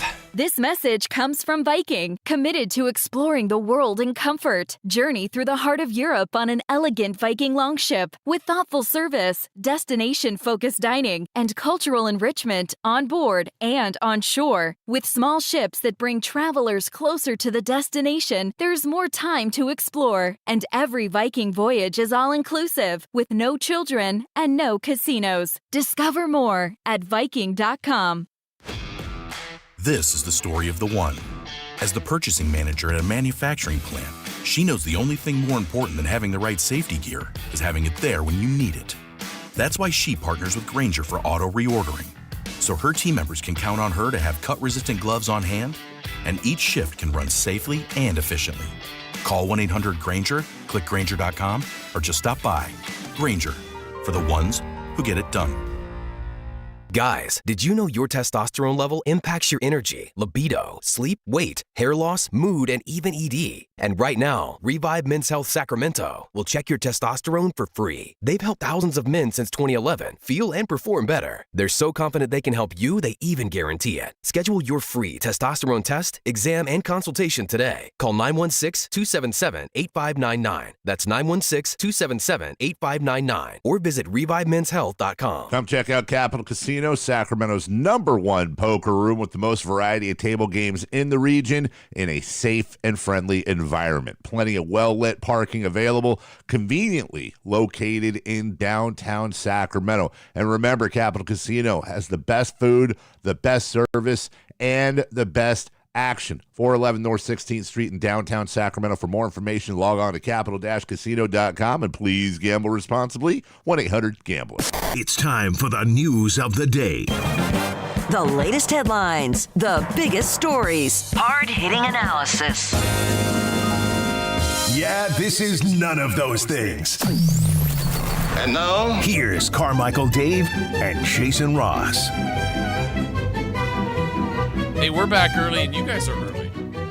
Is it making up for yesterday? Yeah, we're here. We're sorry. Yeah? Yeah, we got reamed for that. Yeah. We didn't hear the end of it all day. Out, some would say. Even Whitey said, I know. you guys were late. That was it. Like, so someone's spreading ish. I can take being yelled at, but when Whitey is disappointed, that's it. It's like the end of the world. I'm not mad at you. I'm just disappointed. How are you guys? We're good. We're good. How are you? Good. Yeah. I like your UCLA sweatshirt. Mm-hmm. UCLA? Ulsa. Yeah. Oh, hey. Happy for you to join us. Hold on. We've been on for 4 minutes. Late your own That's what show. we're supposed to do. That's crazy. I thought we would just come in for... He acts like this was planned because talking to he's Jose getting back outside. at us. Yeah. Hey, outside. How about we go 3 buttons, my guy? Dave, is this like a There we new go. fashion statement? No, I liked it. I wanted one less. No, I just put on not a hoodie today. You're just flexing. Okay. You flex and it just pops out because you're buff. I don't know what to tell you, man. I've been working out. Muscles too big. I was all day yesterday searching for salmon.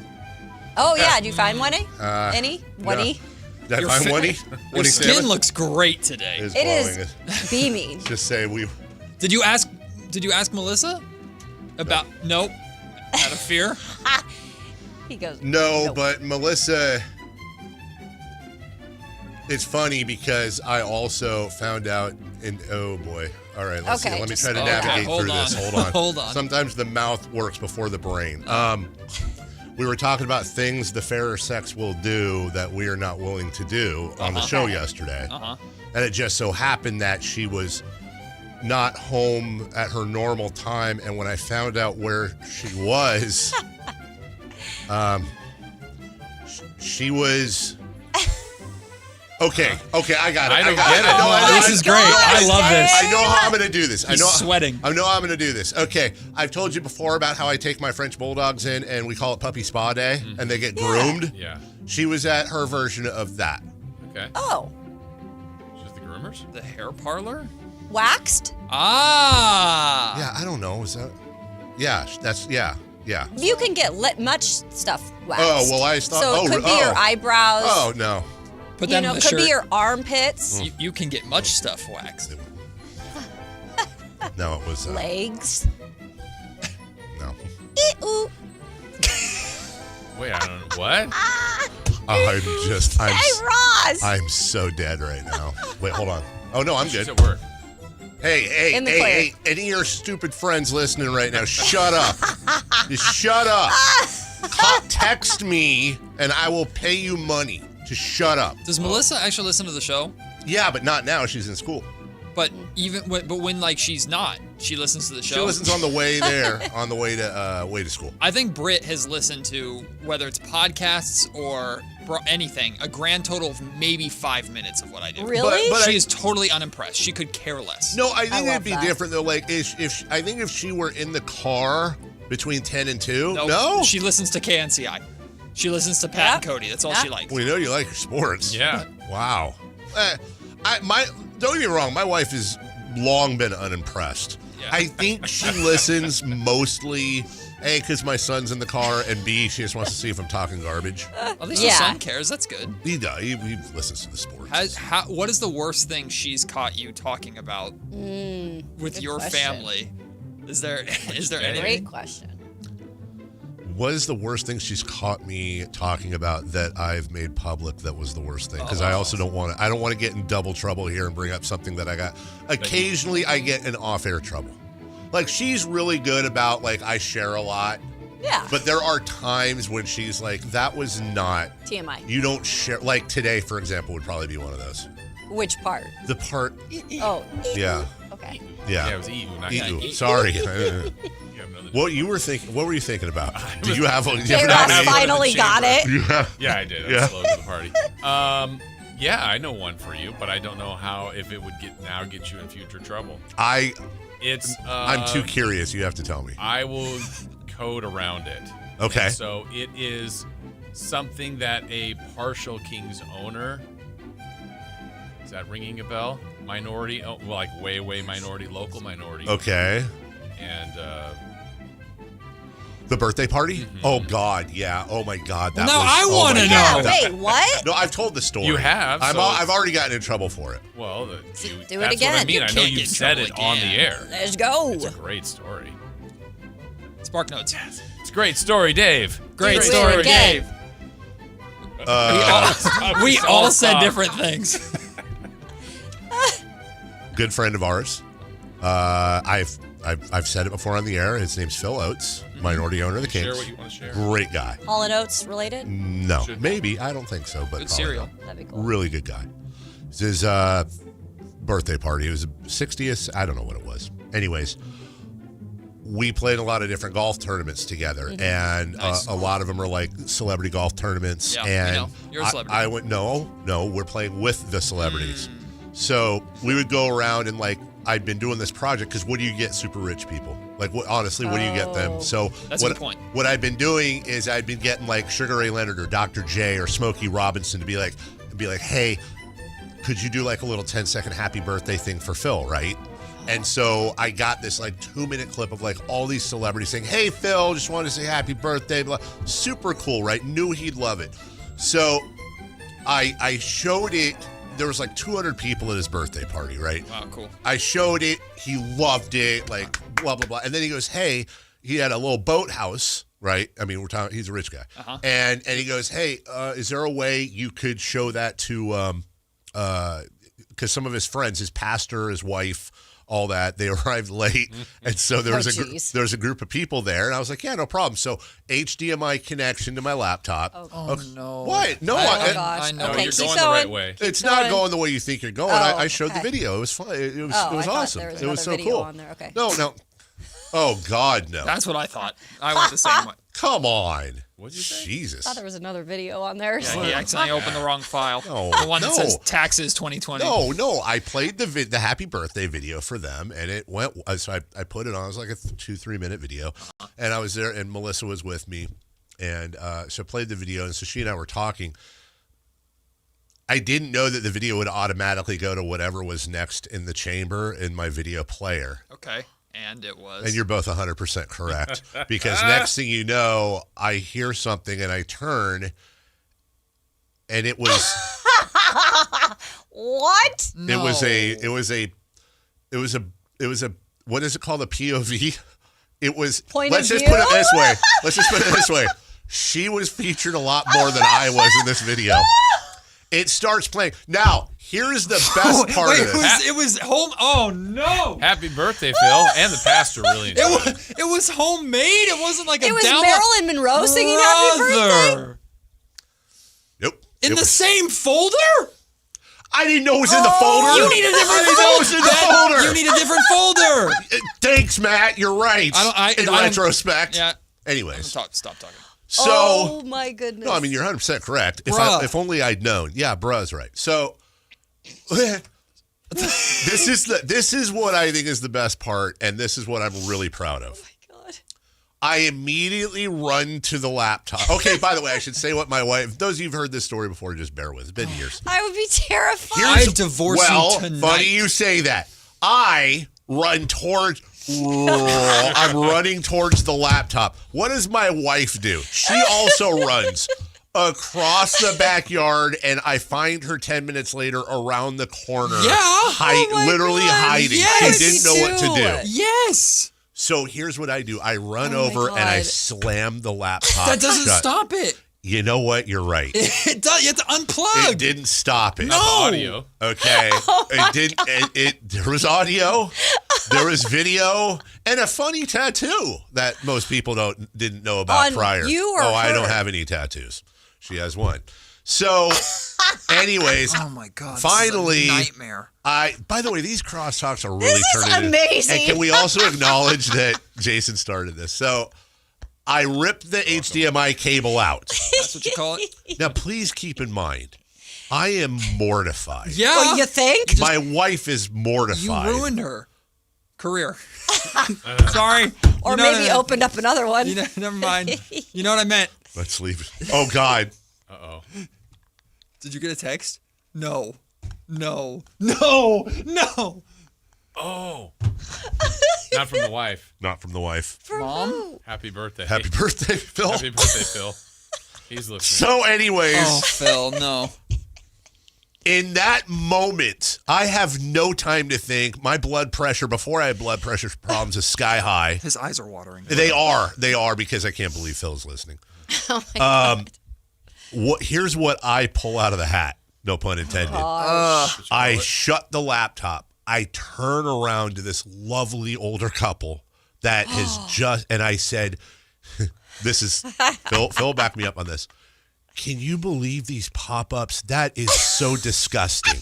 Like you're playing a family video. What if kids were here? That is just so disgusting. That is really good. One of my most proud moments of my life, that dude. Is genius. And then they leaned over. I don't believe it. They were with me. We were just like, and you can't stop it. And what if there were, oh my goodness. That's just, well, what did you think of the other video though? And just quickly switched the subject and it was great.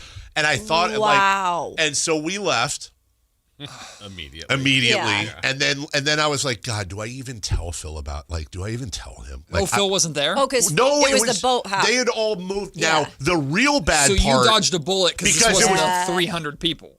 The mayor was there. But I thought half it was the the King's pastor. ownership was there. It was, but it was only him and his wife and me and my wife. And I think there was one guy in the back, and he probably, I don't know. But I originally showed it to the right. It's just popcorn, looking for a salmon. So we had originally showed it to the 200 people, all the VIPs and all that. Went off without a hitch. But then when I hooked it up in the boat, the sequel, the sequel, Electric Boogaloo, that happened, and then I finally told Phil, and I was like, honestly, I was expecting him to be like, well, that's the last time you'll ever be at my house. I'm really, and he's one of 5 people in town that if he got mad at me, I would as a grown man start crying like a baby. He's one. I love him so much. That's probably his favorite party ever.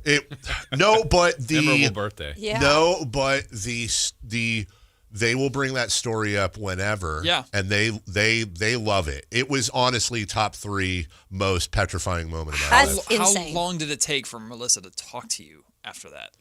Not long at all, Matt. She talked to me quite a bit in the car. She had no problems talking to me immediately after in the car when we got home. I told her this because she didn't stick around for the Mariano Rivera save I pulled. And so I was like, look, nobody knows it. Nobody knows. Yeah. They have no idea. Nobody knows now. And you couldn't. And the best part was maybe, I guess, you couldn't see her face. Okay. Oh God. I'm just saying. I mean this with full. I'm just saying there was no identifying features. I mean this with genuineness to you. Your marriage is strong as hell because it survived that. Mm-hmm. That's insane. I would say because there was no intent on my part. You know what? Everyone has an accident. Oopsie. There's some accidents that's a pretty big one. He checks his phone again. My heart rate is elevated. That was insane. I'm stressed. Shout out to my buddy who's sent me a GIF of of me digging a hole for myself. Yeah, exactly. Sorry, we made you tell the story, but it had to be told. I am stressed. Had to be told. Celebrity birthday? Brought to you by Crumble Cookies. Hey, oops, wrong video. Have a cookie. Crumble Cookies, back to you. All right, well, at least if we only get one in here, how about Vlade Divac? Happy birthday, Vlade. Vlade is 62. Oh, is he that old? 60. I'll give him love. 59. He's still in his 50s. 61. Matt's closest. 58th birthday. Yes, he's still in his 50s. Oh, do we have time for more? Yeah. Let's see. No, he's not 30, dude. Scoot Henderson. 22. 23. No, Matt's right. No, I'm going to say 21. 24. 22. Matt and Kayla are right. 22, exactly. All right, that's it. Hey, wow. Screw it. Listen to them next. Bye-bye. This is the story of the one. As a safety manager at a manufacturing plant, he does everything he can to keep his coworkers safe. From finding ways